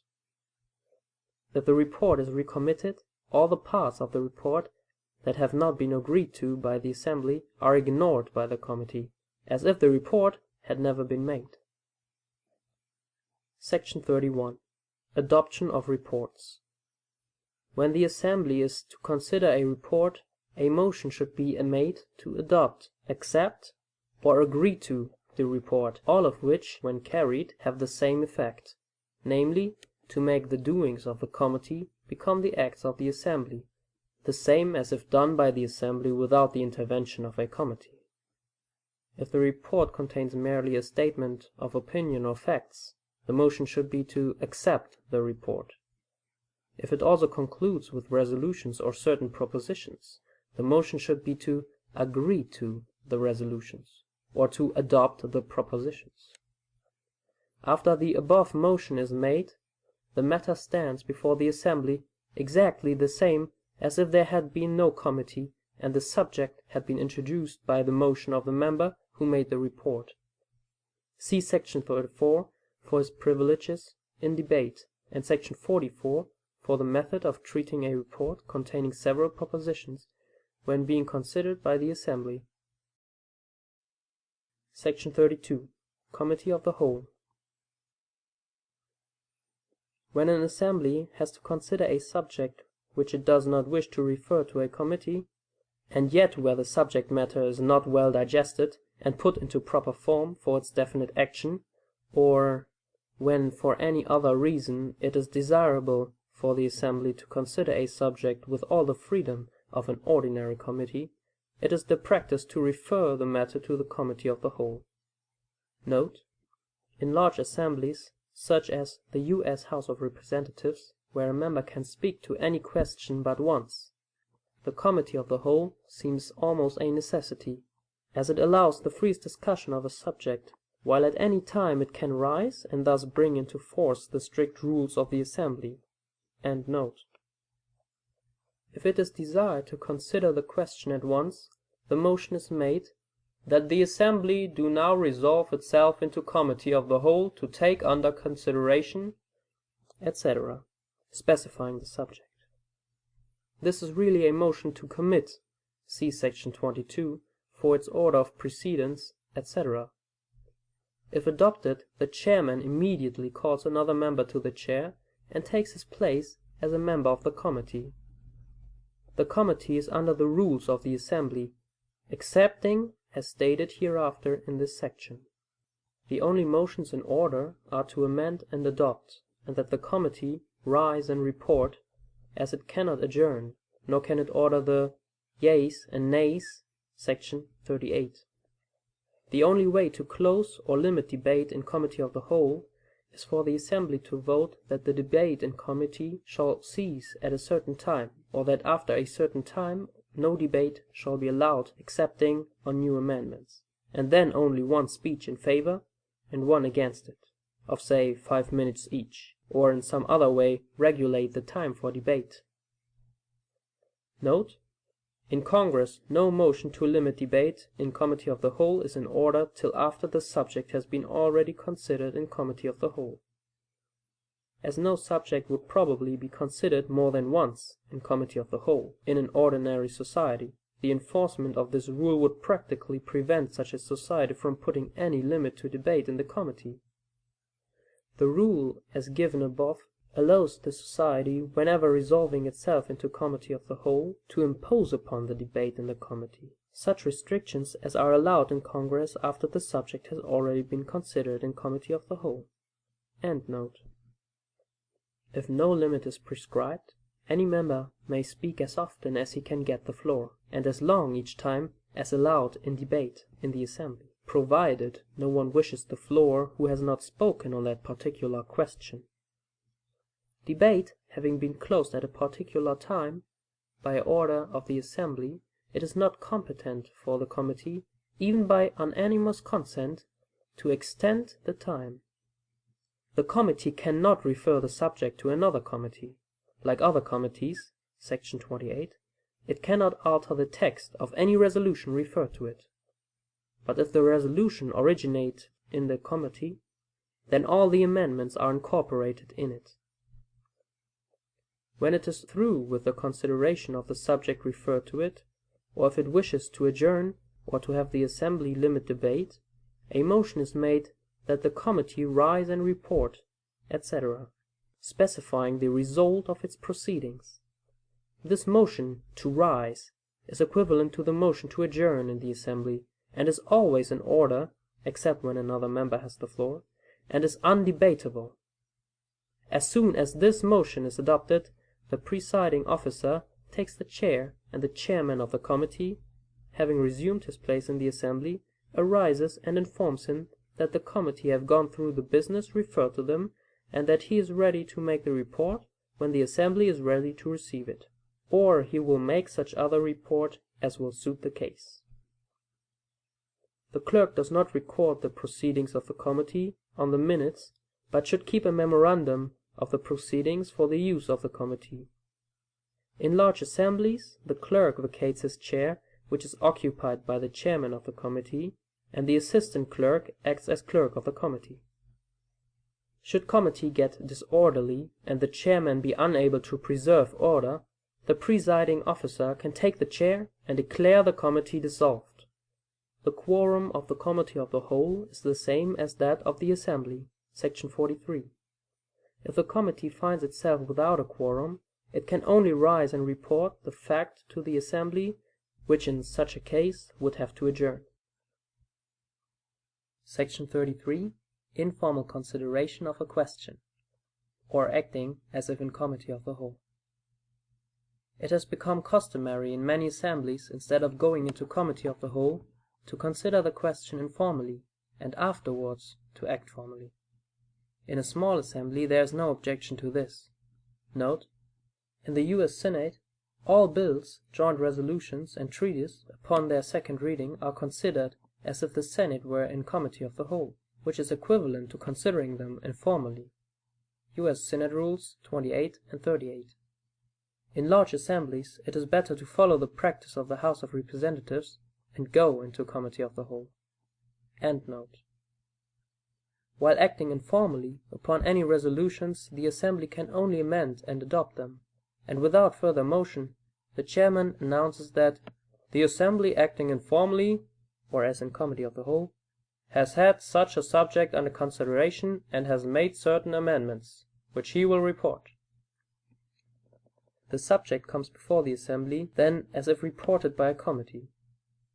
While acting informally, the chairman retains his seat, as it is not necessary to move that the committee rise. But at any time the adoption of such motions as to adjourn, the previous question, to commit, or any motion except to amend or adopt, puts an end to the informal consideration. As for example, the motion to commit is equivalent to the following motions when in committee of the whole. First, that the committee rise. Second, that the committee of the whole be discharged from further consideration of the subject, and third, that it be referred to a committee. While acting informally, every member can speak as many times as he pleases, and as long each time as permitted in the assembly, section 34, and the informal action may be rejected or altered by the assembly. While the clerk should keep a memorandum of the informal proceedings, it should not be entered on the minutes, being only for temporary use. The chairman's report to the assembly of the informal action should be entered on the minutes, as it belongs to the assembly's proceedings. End of Part 1, Article 4. Article 5. Debate and Decorum. Sections 34 through 37. 34. Debate. Note: in connection with this section, read sections 1 through 5. End of note. When a motion is made and seconded, it shall be stated by the chairman before being debated. See Section 3. When any member is about to speak in debate, he shall rise and respectfully address himself to Mr. Chairman. Mr. President is used where that is the designated title of the presiding officer. Brother Moderator is more common in religious meetings. The chairman shall then announce his name. See Section 2. By parliamentary courtesy, the member upon whose motion a subject is brought before the assembly is first entitled to the floor, even though another member has risen first and addressed the chair. In a case of a report of a committee, it is the member who presents the report, and this member is also entitled to close the debate, but not until every member choosing to speak has spoken. This right to make the last speech upon the question is not taken away by the previous question. Section 20. Being ordered, or in any other way. With this exception, no member shall speak more than twice to the same question, only once to a question of order. Section 14. Nor longer than 10 minutes at one time, without leave of the assembly, and the question upon granting the leave shall be decided by a majority vote without debate. Note: the limit in time should vary to suit circumstances, but the limit of 2 speeches of 10 minutes each will usually answer in ordinary assemblies, and it can be increased, when desirable, by a majority vote, as shown above, or diminished as shown in Section 37. In the U.S. House of Representatives, no member can speak more than once to the same question, nor longer than 1 hour. The fourth rule of the Senate is as follows: no senator shall speak more than twice in any one debate on the same day, without leave of the Senate, which question shall be decided without debate. If no rule is adopted, each member can speak but once to the same question. End of note. If greater freedom is desired, the proper course is to refer the subject to the committee of the whole, Section 32, or to consider it informally, Section 33. For limiting or closing the debate, see Section 37. No member can speak the second time to a question until every member choosing to speak has spoken, but an amendment, or any other motion being offered, makes the real question before the assembly a different one, and, in regard to the right to debate, is treated as a question. Merely asking a question or making a suggestion is not considered as speaking. 35. Undebatable questions. The following questions shall be decided without debate, all others being debatable. See note at end of this section. To fix the time to which the assembly shall adjourn, when a privileged question, Section 10. To adjourn, Section 11, or in committee to rise, which is used instead of to adjourn. For the orders of the day, Section 13, and questions relating to the priority of business. An appeal, Section 14, when made while the previous question is pending, or when simply relating to indecorum or transgressions of the rules of speaking, or to the priority of business. Objection to the consideration of a question, Section 15. Questions relating to reading of papers, Section 16, or withdrawing a motion, Section 17, or suspending the rules, Section 18, or extending the limits of debate, Section 34, or limiting or closing debate, or granting leave to continue his speech to one who has been guilty of indecorum in debate, Section 36. To lie on the table or to take from the table, Section 19. The previous question, Section 20. To reconsider, Section 26, a question which is itself undebatable. The motion to postpone to a certain time, Section 21, allows of but very limited debate, which must be confined to the propriety of the postponement. But to reconsider a debatable question, Section 26, or to commit, Section 22, or indefinitely postpone, Section 24, opens the main question, Section 6, to debate. To amend, Section 23, opens the main question to debate only so far as it is necessarily involved in the amendment. The distinction between debate and making suggestions or asking a question should always be kept in view, and when the latter will assist the assembly in determining the question, is allowed to a limited extent, even though the question before the assembly is undebatable. Note on undebatable questions. The English common parliamentary law makes all motions debatable, without there is a rule adopted limiting debate. Cushing's Manual, Section 330. But every assembly is obliged to restrict debate upon certain motions. The restrictions to debate prescribed in this section conform to the practice of Congress, where, however, it is very common to allow of brief remarks upon the most undebatable questions, sometimes 5 or 6 members speaking. This of course is allowed only when no one objects. By examining the above list, it will be found that, while free debate is allowed upon every principal question, Section 6, it is permitted or prohibited upon other questions in accordance with the following principles. A. Highly privileged questions, as a rule, should not be debated, as in that case they could be used to prevent the assembly from coming to a vote on the main question. For instance, if the motion to adjourn were debatable, it could be used, see Section 11, in a way to greatly hinder business. High privilege is, as a rule, incompatible with the right of debate on the privileged question. B. A motion that has the effect to suppress a question before the assembly, so that it cannot again be taken up that session, Section 42, allows of free debate, and a subsidiary motion, Section 7, except commit, which see below, is debatable to just the extent that it interferes with the right of the assembly to take up the original question at its pleasure. Illustrations. To indefinitely postpone, Section 24, a question, places it out of the power of the assembly to again take it up during that session, and consequently this motion allows of free debate, even involving the whole merits of the original question. To postpone to a certain time prevents the assembly taking up the question till the specified time, and therefore allows of limited debate upon the propriety of the postponement. To lie on the table leaves the question so that the assembly can at any time consider it, and therefore should not be, and is not debatable.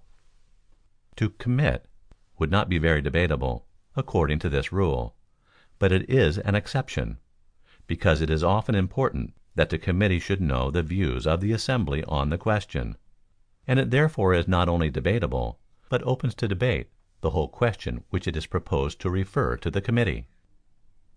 36. Decorum in debate.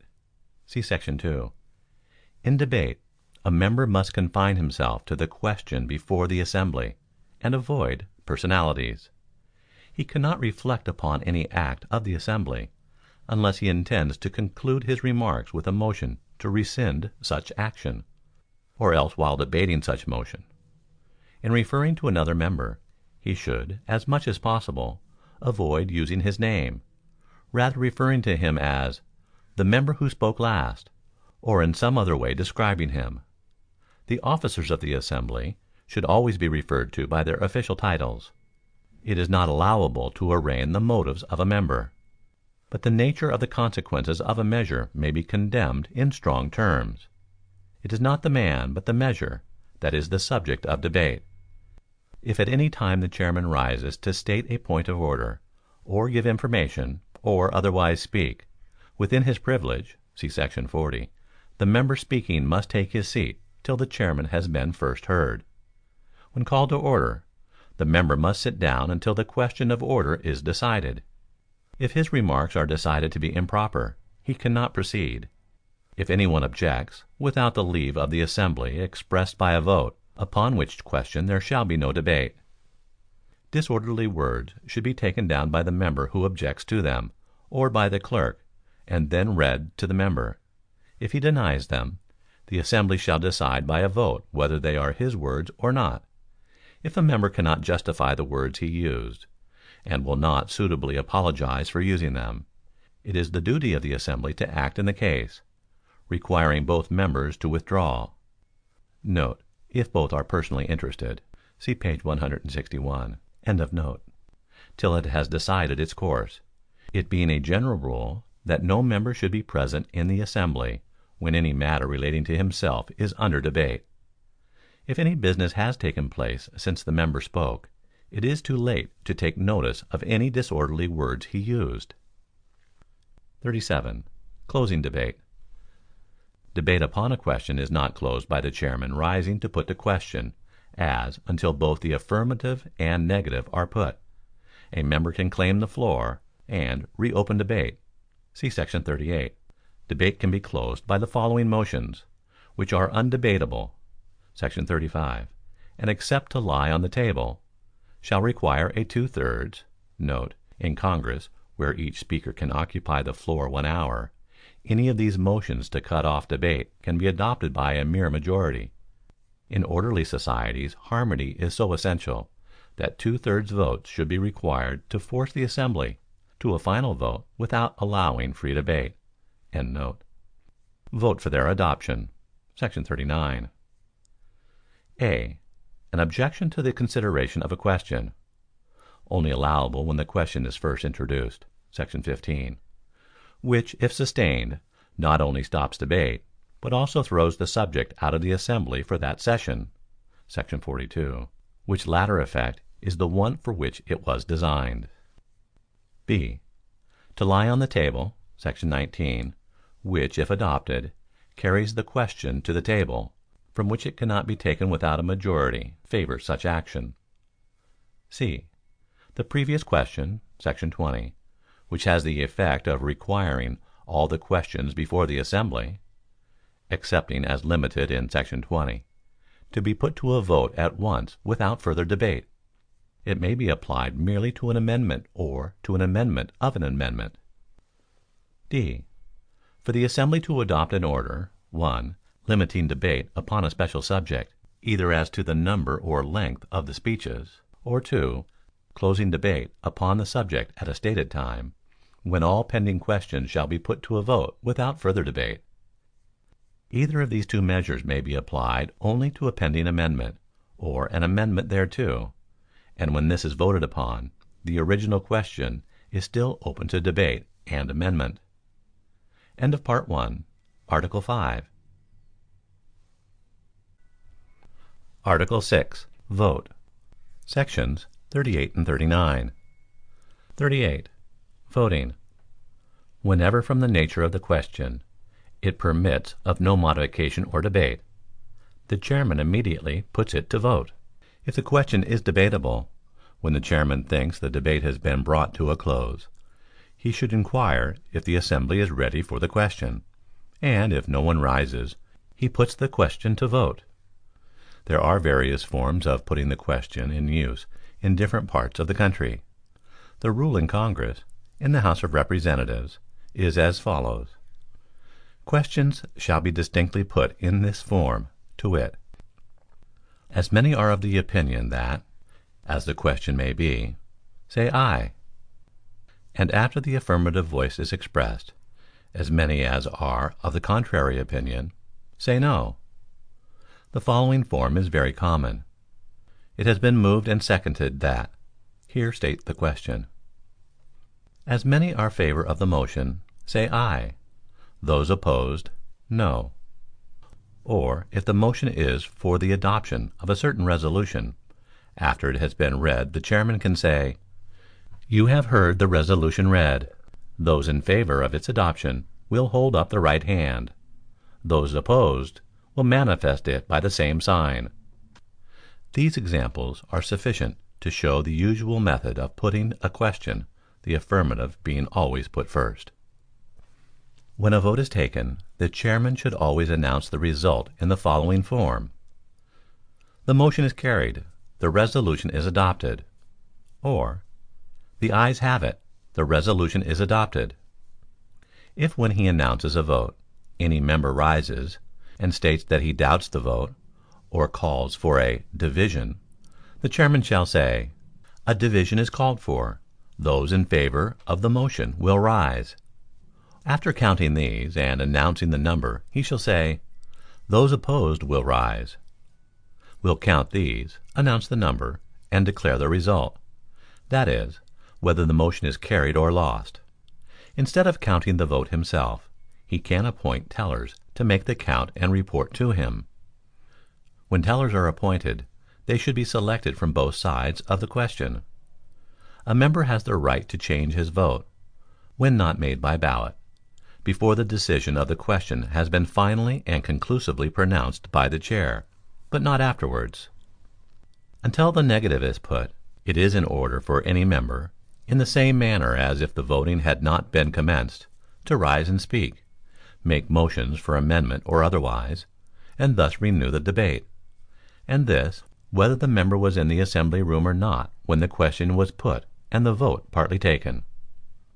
In such case, the question is in the same condition as if it had never been put. No one can vote on a question affecting himself, but if more than one name is included in the resolution, though a sense of delicacy would prevent this right being exercised, excepting when it would change the vote, all are entitled to vote. For if this were not so, a minority could control an assembly by including the names of a sufficient number in a motion, say for preferring charges against them, and suspend them or even expel them from the assembly. When there is a tie vote, the motion fails, without the chairman gives his vote for the affirmative, which in such case he can do. Where his vote will make a tie, he can cast it and thus defeat the measure. Another form of voting is by ballot. This method is only adopted when required by the Constitution or by-laws of the assembly, or when the assembly has ordered the vote to be so taken. The chairman, in such cases, appoints at least 2 tellers, who distribute slips of paper upon which each member, including the chairman, should the chairman neglect to vote before the ballots are counted, he cannot then vote without the permission of the assembly, writes his vote.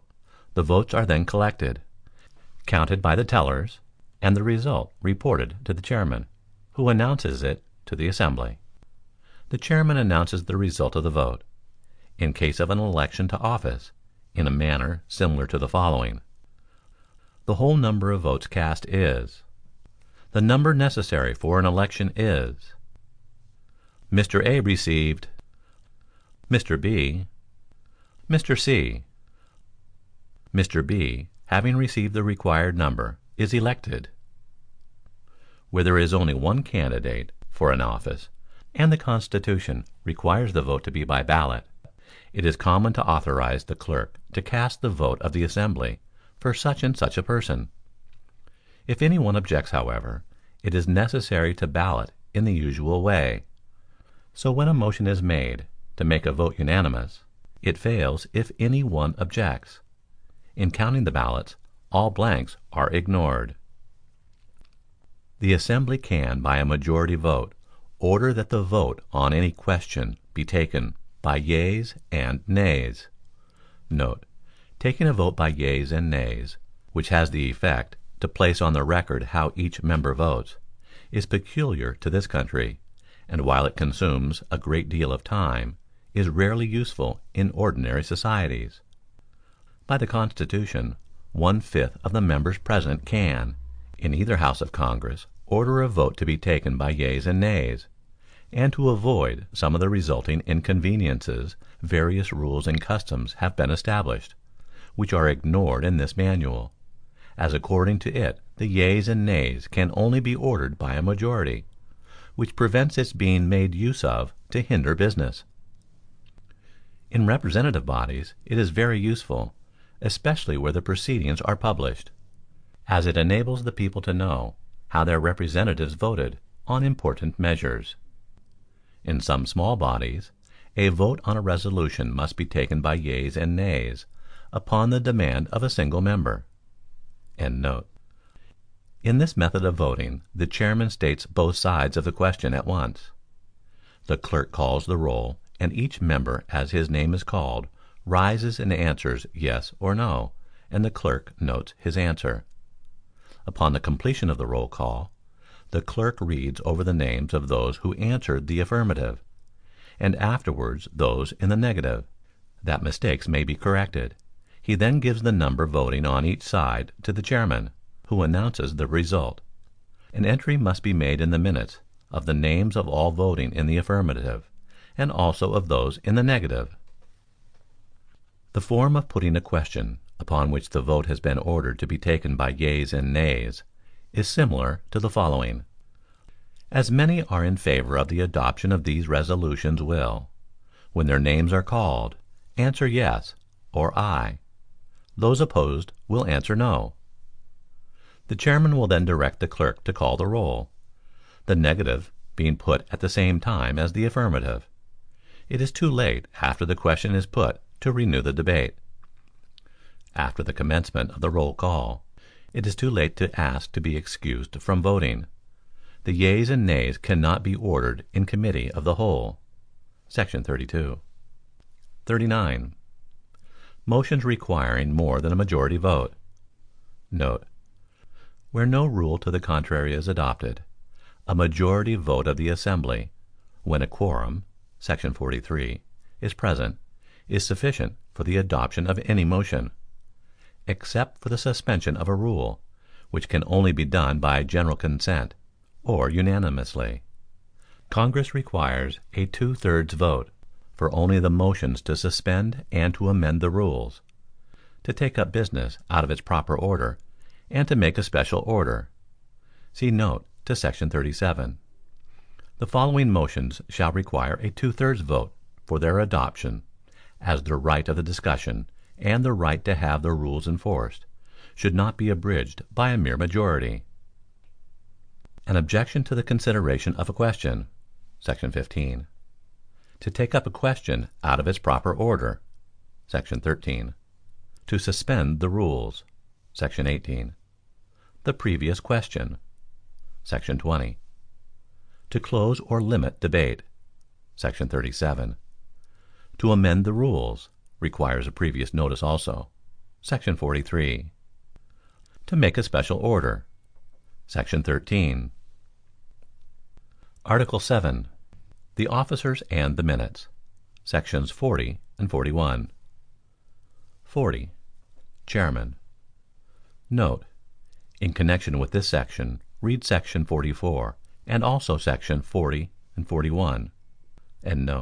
Or President. The presiding officer, when no special title has been assigned him, is ordinarily called the chairman, or in religious assemblies more usually the moderator. Frequently the constitution of the assembly prescribes for him a title, such as president. His duties are generally as follows: to open the session at the time at which the assembly is to meet, by taking the chair and calling the members to order; to announce the business before the assembly in the order in which it is to be acted upon, Section 44; to state and to put to vote, Section 38, all questions which are regularly moved, or necessarily arise in the course of proceedings, and to announce the result of the vote; to restrain the members, when engaged in debate, within the rules of order; to enforce on all occasions the observance of order and decorum, Section 36, among the members, deciding all questions of order, subject to an appeal of the assembly by any two members, Section 14, and to inform the assembly when necessary, or when referred to for the purpose, on a point of order or practice; to authenticate, by his signature, when necessary, all the acts, orders, and proceedings of the assembly, and in general to represent and stand for the assembly, declaring its will, and in all things obeying its commands. The chairman shall rise. It is not customary for the chairman to rise while putting questions in very small bodies, such as committees, boards of trustees, etc. To put a question to vote, but may state it sitting. He shall also rise from his seat, without calling any one to their chair, when speaking to a question of order, which he can do in preference to other members. In referring to himself, he should always use his official title. Thus, the chair decides so and so, not I decide, etc. When a member has the floor, the chairman cannot interrupt him as long as he does not transgress any of the rules of the assembly, excepting as provided in section 2. He is entitled to vote when the vote is by ballot. But this right is lost if he does not use it before the tellers have commenced to count the ballots. The assembly can give leave to the chairman to vote under such circumstances. And in all other cases where the vote would change the result. Thus, in a case where 2/3 vote is necessary, and his vote thrown with the majority would prevent the adoption of the question, he can cast his vote. So also he can vote with the minority when it will produce a tie vote, and thus cause the motion to fail. Whenever a motion is made referring especially to the chairman, the maker of the motion should put it to vote. The chairman can, if it is necessary to vacate the chair, appoint a chairman pro tem. Notes: when there are vice presidents, then the first one on the list that is present is, by virtue of his office, chairman during the absence of the president, and should always be called to the chair when the president temporarily vacates it. But the first adjournment puts an end to the appointment, which the assembly can terminate before, if it pleases, by electing another chairman. But the regular chairman, knowing that he will be absent from a future meeting, cannot authorize another member to act in his place at such meeting. The clerk, section 41, or in his absence any member, should in such case call the meeting to order, and a chairman pro tem be elected, who would hold office during that session. Section 42. Without such office was terminated by the entrance of the regular chairman. The chairman sometimes calls a member to the chair, and himself takes part in the debate, but this should rarely be done, and nothing can justify it in a case where much feeling is shown, and there is a liability to difficulty in preserving order. If the chairman has even the appearance of being a partisan, he loses much of his ability to control those who are on the opposite side of the question. The unfortunate habit many chairmen have of constantly speaking upon questions before the assembly, even interrupting the member who has the floor, is unjustified by either the common parliamentary law or the practice of Congress. One who expects to take an active part in debate should never accept the chair. It is a general rule in all deliberative assemblies that the presiding officer shall not participate in the debate, or other proceedings in any other capacity than as such officer. He is only allowed, therefore, to state matters of fact within his knowledge, to inform the assembly on points of order or the course of proceedings, when calling upon for that purpose, or when he finds it necessary to do so, and on appeals from his decision on questions of order, to address the assembly in debate. Cushing's Manual, page 106. Though the speaker, chairman, may of right speak to matters of order, and be first heard, he is restrained from speaking on any other subject, except where the assembly have occasion for facts within his knowledge. Then he may, with their leave, state the matter of fact. Jefferson's Manual, section Roman numeral 17, and Barclay's Digest of the Rules and Practice of the House of Representatives, U.S., page 195. End notes. The chairman should not only be familiar with parliamentary usage, and set the example of strict conformity to it, but he should be a man of executive ability, capable of controlling men, and it should never be forgotten that, to control others, it is necessary to control oneself. An excited chairman can scarcely fail to cause trouble in a meeting. A chairman will often find himself perplexed with the difficulties attending his position, and in such cases he will do well to heed the advice of a distinguished writer on parliamentary law, and recollect that the great purpose of all rules and forms is to subserve the will of the assembly, rather than to restrain it, to facilitate, and not to obstruct, the the expression of their deliberate sense. 41. Clerk or secretary, and the minutes. The recording officer is usually called the clerk, or secretary. Note: when there are two secretaries, he is termed the recording secretary, and the other one the corresponding secretary. In many societies, the secretary, besides acting as recording officer, collects the dues of members, and thus becomes to a certain extent a financial officer. In most cases the treasurer acts as banker, only paying on the order of the society, signed by the secretary alone, or by the president and secretary. In such cases the secretary becomes in reality the financial officer of the society, and should make reports to the society of funds received and from what sources, and of the funds expended and for what purposes. See Section 52 for his duties as financial officer. And the record of proceedings, the minutes. His desk should be near that of the chairman, and in the absence of the chairman, if there is no vice president present, when the hour for opening the session arrives, it is his duty to call the meeting to order, and to preside until the election of the chairman pro tem, which should be done immediately. He should keep a record of the proceedings, commencing in a form similar to the following. Notes. See Clerk and Minutes, in Part 2, Section 51. At a regular quarterly meeting of, state the name of the society, held on the 31st day of March, 1875, at, state the place of the meeting, the president in the chair, the minutes were read by the clerk and approved. If the regular clerk is absent, insert after the words "in the chair" the following: "The clerk being absent, Robert Smith was appointed clerk pro tem." The minutes were then read and approved. If the minutes were not read, say, "The reading of the minutes was dispensed with." The above form will show the essentials, which are as follows: a.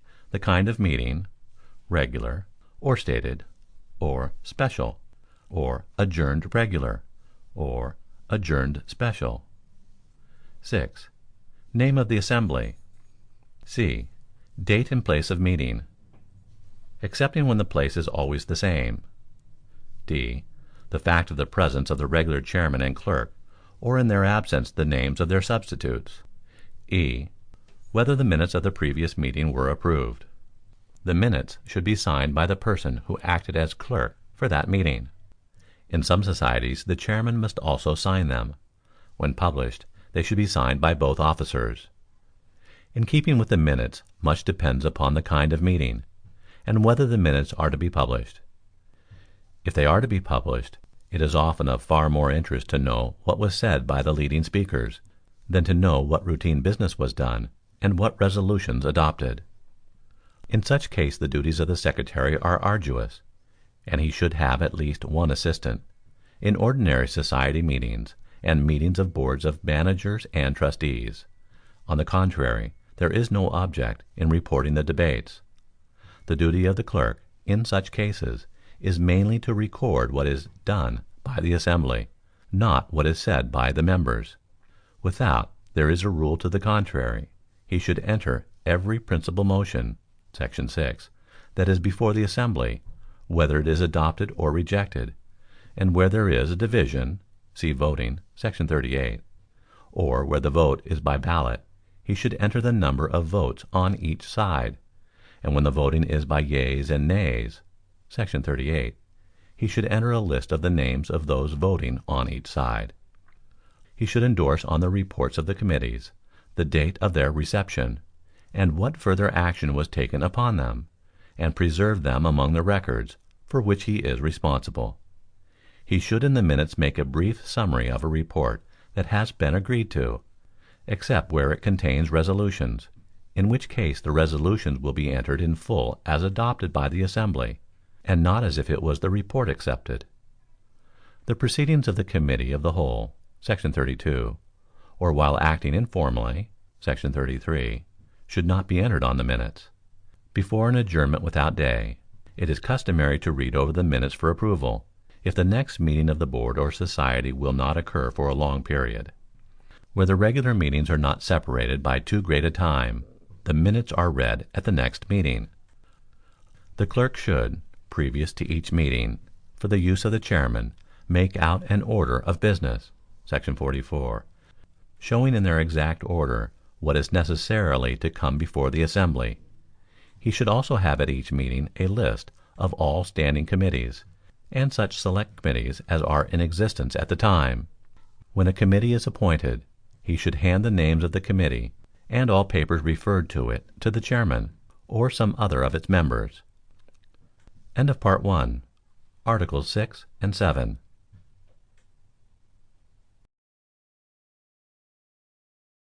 Article 8. Miscellaneous.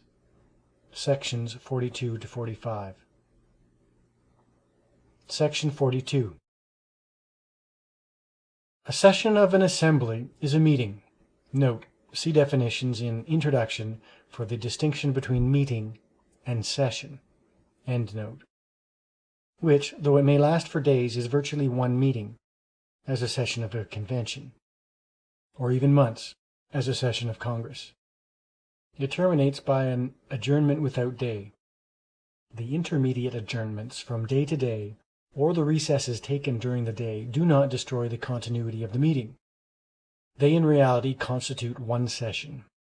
In the case of a permanent society, having regular meetings every week, month, or year, for example, each meeting constitutes a separate session of the society, which session, however, can be prolonged by adjourning to another day.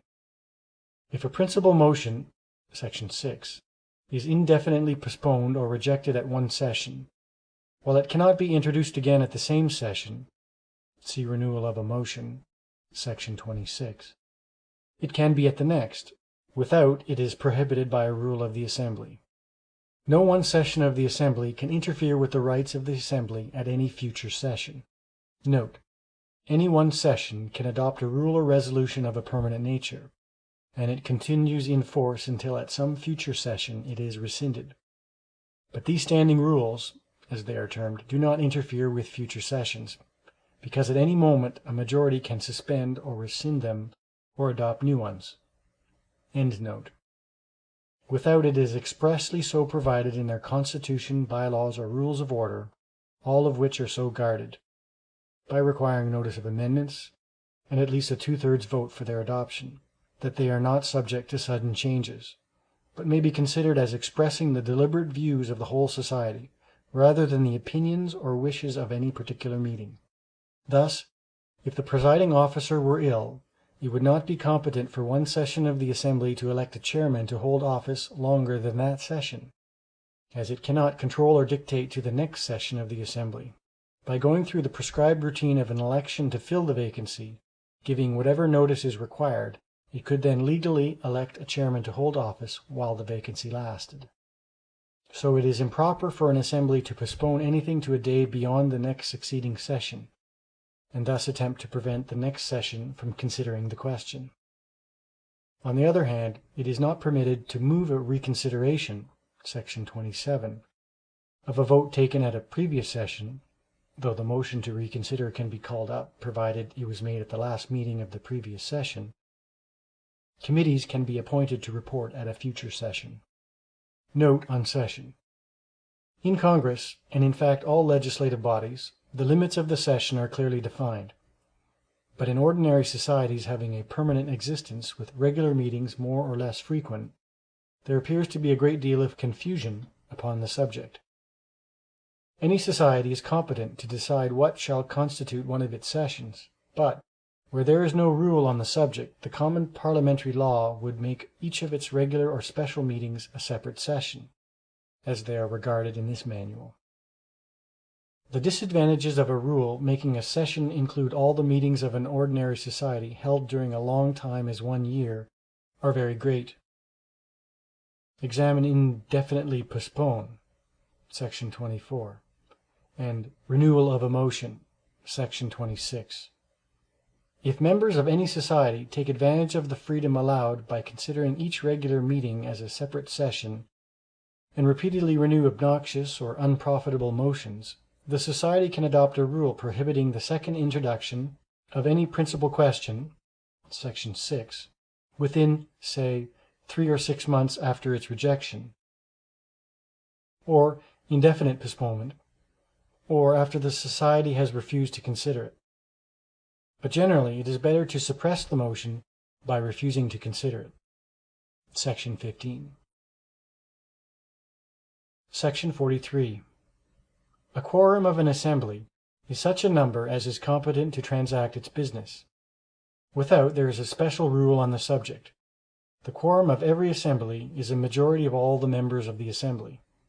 But whenever a society has any permanent existence, it is usual to adopt a much smaller number, the quorum being often less than 1/20th of its members. This becomes a necessity in most large societies, where only a small fraction of the members are ever present at a meeting.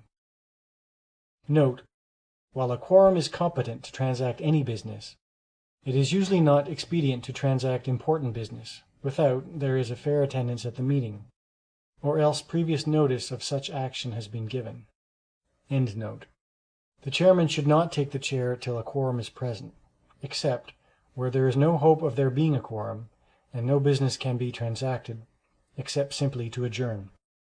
So, whenever during the meeting there is found not to be a quorum present, the only thing to be done is to adjourn. Though, if no question is raised about it, the debate can be continued, but no vote taken, except to adjourn. In committee of the whole, the quorum is the same as in the assembly. In any other committee, the majority is a quorum. Without the assembly order otherwise, and it must wait for a quorum before proceeding to business. If the number afterwards should be reduced below a quorum, business is not interrupted, unless a member calls attention to the fact, but no question can be decided except when a quorum is present. Boards of trustees, managers, directors, etc. are on the same footing as committees in regard to a quorum. Their power is delegated to them as a body, and what number shall be present in order that they may act as a board is to be decided by the society that appoints the board. If no quorum is specified, then a majority constitutes a quorum. Section 44. Order of Business. It is customary for every society having a permanent existence to adopt an order of business for its meetings. When no rule has been adopted, the following is the order. 1. Reading the minutes of the previous meeting and their approval. 2. Reports of standing committees. 3. Reports of select committees. 4. Unfinished business. 5. New business. Board of managers, trustees, etc. come under the head of standing committees. Questions that have been postponed from a previous meeting come under the head of unfinished business. And if a subject has been made a special order of the day, it shall take precedence of all business, except reading the minutes. If it is desired to transact business out of its order, it is necessary to suspend the rules. Section 18. Which can only be done by a 2/3 vote. But as each subject comes up, a majority can at once lay it on the table. Section 19. And thus reach any question which they desire to first dispose of. The order of business, in considering any report or proposition containing several paragraphs. Note: no vote should be taken on the adoption of the several paragraphs, one vote being taken finally on the adoption of the whole paper. By not adopting separately the different paragraphs, it is in order, after they have all been amended, to go back and amend any of them still further. In committee, a similar paper would be treated the same way. See Section 30. In Section 48b, an illustration is given of the practical application of this section. Endnote. Is as follows. The whole paper should be read entirely through by the clerk. Then the chairman should read it by paragraphs, pausing at the end of each and asking, "Are there any amendments proposed to this paragraph?" If none are offered, he says, "No amendments being offered to this paragraph, the next will be read." He then reads the next, and proceeds thus to the last paragraph, when he states that the whole report or resolutions have been read, and are open to amendment. He finally puts the question on agreeing to or adopting the whole paper as amended. If there is a preamble, it should be read after the last paragraph. If the paper has been reported back by a committee with amendments, the clerk reads only the amendments, and the chair then reads the first and puts it to the question, and so on till all the amendments are adopted or rejected. admitting amendments to the committee's amendments, but no others. When through the committee's amendments, the chairman pauses for any other amendments to be proposed by the assembly, and when these are voted on, he puts the question on agreeing to or adopting the paper as amended. Where the resolutions have been just read by the member presenting them, the reading by the clerk is usually dispensed with, without the formality of a vote. By suspending the rules, section 18, or by general consent, a report can be at once adopted without following any of the above routine. Section 45. Amendments of Rules of Order. These rules can be amended at any regular meeting of the Assembly by a 2/3 vote of the members present, provided the amendment was submitted in writing at the previous regular meeting. And no amendment to Constitution or bylaws shall be permitted without at least equal notice and a 2/3 vote. Note: Constitutions, bylaws, and rules of order should always prohibit their being amended by less than a 2/3 vote, and without previous notice of the amendment being given. End note. If the bylaws should contain rules that it may be desirable to occasionally suspend, then they should state how they can be suspended, just as is done in these rules of order. Section 18. If there is no such rule, it is impossible to suspend any rule if a single member objects. End of Part 1, Article 8. Part 2, Article 9, Sections 46 and 47. Organization and Conduct of Business. Note: The exact words used by the chairman or member are in many cases in quotations. It is not to be inferred that these are the only forms permitted, but that these forms are proper and common. They are inserted for the benefit of those unaccustomed to parliamentary forms, and are sufficiently numerous for ordinary meetings. End note. Article 9. Organization and Meetings. Sections 46 through 49. Section 46. An occasional or mass meeting. A. Organization. When a meeting is held which is not one of an organized society, shortly after the time appointed for the meeting, some member of the assembly steps forward and says, "The meeting will please come to order. I move that Mr. A act as chairman of this meeting." Someone else says, "I second the motion." The first member then puts the question to vote by saying, "It has been moved and seconded that Mr. A act as chairman of this meeting." Those in favor of the motion will say aye. And when the affirmative vote is taken, he says, "Those opposed will say no." If the majority vote in the affirmative, he says, "The motion is carried. Mr. A will take the chair." If the motion is lost, he announces that fact, and calls for the nomination of someone else for chairman, and proceeds with the new nomination as in the first case. Note: Sometimes a member nominates a chairman, and no vote is taken, the assembly signifying their approval by acclamation. The member who calls the meeting to order, instead of making the motion himself, may act as temporary chairman, and say, "The meeting will please come to order. Will someone nominate a chairman?" He puts the question to vote on the nomination as described above. In large assemblies, the member who nominates, with one other member, frequently conducts the presiding officer to the chair, and the chairman makes a short speech thanking the assembly for the honor conferred on him. End note. When Mr. A takes the chair, he says, "The first business in order is the election of a secretary." Some one then makes a motion, as just described, or he says, "I nominate Mr. B," when the chairman puts the question as before. Sometimes several names are called out, and the chairman, as he hears them, says, "Mr. B is nominated, Mr. C is nominated," etc. He then takes a vote on the first one he heard, putting the question thus: "As many as are in favor of Mr. B acting as secretary of this meeting will say aye. Those opposed will say no." If the motion is lost, the question is put on Mr. C, and so on till someone is elected. In large meetings the secretary takes his seat near the chairman. He should in all cases keep a record of the proceedings, as described in section 51. B. Adoption of resolutions. These two officers are all that is usually necessary for a meeting. So when the secretary is elected, the chairman asks, "What is the further pleasure of the meeting?" If the meeting is merely a public assembly called together to consider some special subject, it is customary at this stage of the proceedings for some one to offer a series of resolutions previously prepared, or else to move the appointment of a committee to prepare resolutions upon the subject. In the first case, he rises and says, "Mr. Chairman." The chairman responds, "Mr. C."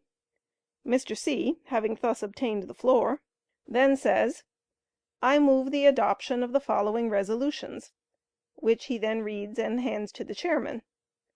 Note: The practice in legislative bodies is to send to the clerk's desk all resolutions, bills, etc., the title of the bill and the name of the member introducing it being endorsed on each. In such bodies, however, there are several clerks and only one chairman. In many assemblies there is but one clerk or secretary, and as he has to keep the minutes, there is no reason for his being constantly interrupted to read every resolution offered. In such assemblies, without there is a rule or established custom to the contrary, it is allowable, and frequently much better, to hand all resolutions, reports, etc., directly to the chairman. If they were read by the member introducing them, and no one calls for another reading, the chairman can omit reading them when he thinks they are fully understood. In reference to the manner of reading and stating the question, when the resolution contains several paragraphs, see Rules of Order, section 44. Someone else says, "I second the motion." The chairman sometimes directs the secretary to read the resolutions again, after which he says, "The question is on the adoption of the resolutions just read," and if no one rises immediately, he adds, "Are you ready for the question?" If no one then rises, he says, "As many as are in favor of the adoption of the resolutions just read will say aye." After the ayes have voted, he says, "As many as are of a contrary opinion will say no." Then he announces the result of the vote as follows: "The motion is carried, the resolutions are adopted," or "The ayes have it, the resolutions are adopted." C. Committee to draft resolutions. If it is preferred to appoint a committee to draft resolutions, a member, after he has addressed the chair and been recognized, says, "I move that a committee be appointed to draft resolutions expressive of the sense of this meeting on," etc., adding the subject for which the meeting was called. This motion being seconded, the chairman states the question [§ 67] and asks, "Are you ready for the question?" If no one rises, he puts the question, announces the result, and if it is carried, he asks, "Of how many shall the committee consist?" If only one number is suggested, he announces that the committee will consist of that number. If several numbers are suggested, he states the different ones and then takes a vote on each, beginning with the largest, until one number is selected. He then inquires, "How shall the committee be appointed?" This is usually decided without the formality of a vote. The committee may be appointed by the chair, in which case the chairman names the committee and no vote is taken; or the committee may be nominated by the chair or the members of the assembly, no member naming more than one, except by unanimous consent, and then the assembly vote on their appointment. When the chairman nominates, after stating the names, he puts one question on the entire committee, thus: "As many as are in favor of these gentlemen constituting the committee will say aye." If nominations are made by members of the assembly, and more names mentioned than the number of the committee, a separate vote should be taken on each name. In a mass meeting it is safer to have all committees appointed by the chairman. When the committee are appointed, they should at once retire and agree upon a report, which should be written out as described in section 53. During their absence other business may be attended to, or the time may be occupied with hearing addresses. Upon their return, the chairman of the committee, who is the one first named on the committee, and who quite commonly, though not necessarily, is the one who made the motion to appoint the committee, avails himself of the first opportunity to obtain the floor. Note. See Rules of Order, section 2. When he says, "The committee appointed to draft resolutions are prepared to report." The chairman tells him that the assembly will now hear the report, which is then read by the chairman of the committee and handed to the presiding officer, upon which the committee is dissolved without any action of the assembly. A member then moves the adoption or acceptance of the report, or that the resolutions be agreed to, which motions have the same effect if carried, namely, to make the resolutions of the assembly, just as if the committee had had nothing to do with them. Note. A very common error is, after a report has been read, to move that it be received, whereas the fact that it has been read shows that it has already been received by the assembly. Another mistake, less common but dangerous, is to vote that the report be accepted, which is the equivalent of adopting it, when the intention is only to have the report up for consideration and afterwards to move its adoption. When one of these motions is made, the chairman acts as stated above, when the resolutions were offered by a member. If it is not desired to immediately adopt the resolutions, they can be debated, modified, their consideration postponed, etc., as explained in sections 55 through 63. When through with the business for which the assembly were convened, or when from any other cause it is desirable to close the meeting, someone moves to adjourn. If the motion is carried and no other time for meeting has been appointed, the chairman says, "The motion is carried. This assembly stands adjourned without day." Another method by which the meeting may be conducted is shown in section 48. D. Additional officers. If more officers are required than a chairman and secretary, they can be appointed before introducing the resolutions, in the manner described for those officers, or the assembly can first form a temporary organization in the manner already described, only adding pro tem to the title of the officers, thus chairman pro tem. In this latter case, as soon as the secretary pro tem is elected, a committee is appointed to nominate the permanent officers, as in the case of a convention [§ 47]. Frequently the presiding officer is called the president, and sometimes there is a large number of vice presidents appointed for mere complementary purposes. The vice presidents in large formal meetings sit on the platform beside the president, and in his absence, or when he vacates the chair, the first on the list that is present should take the chair. Section 47. Meeting of a convention or assembly of delegates. If the members of the assembly have been elected or appointed as members, it becomes necessary to know who are properly members of the assembly and entitled to vote before the permanent organization is effected.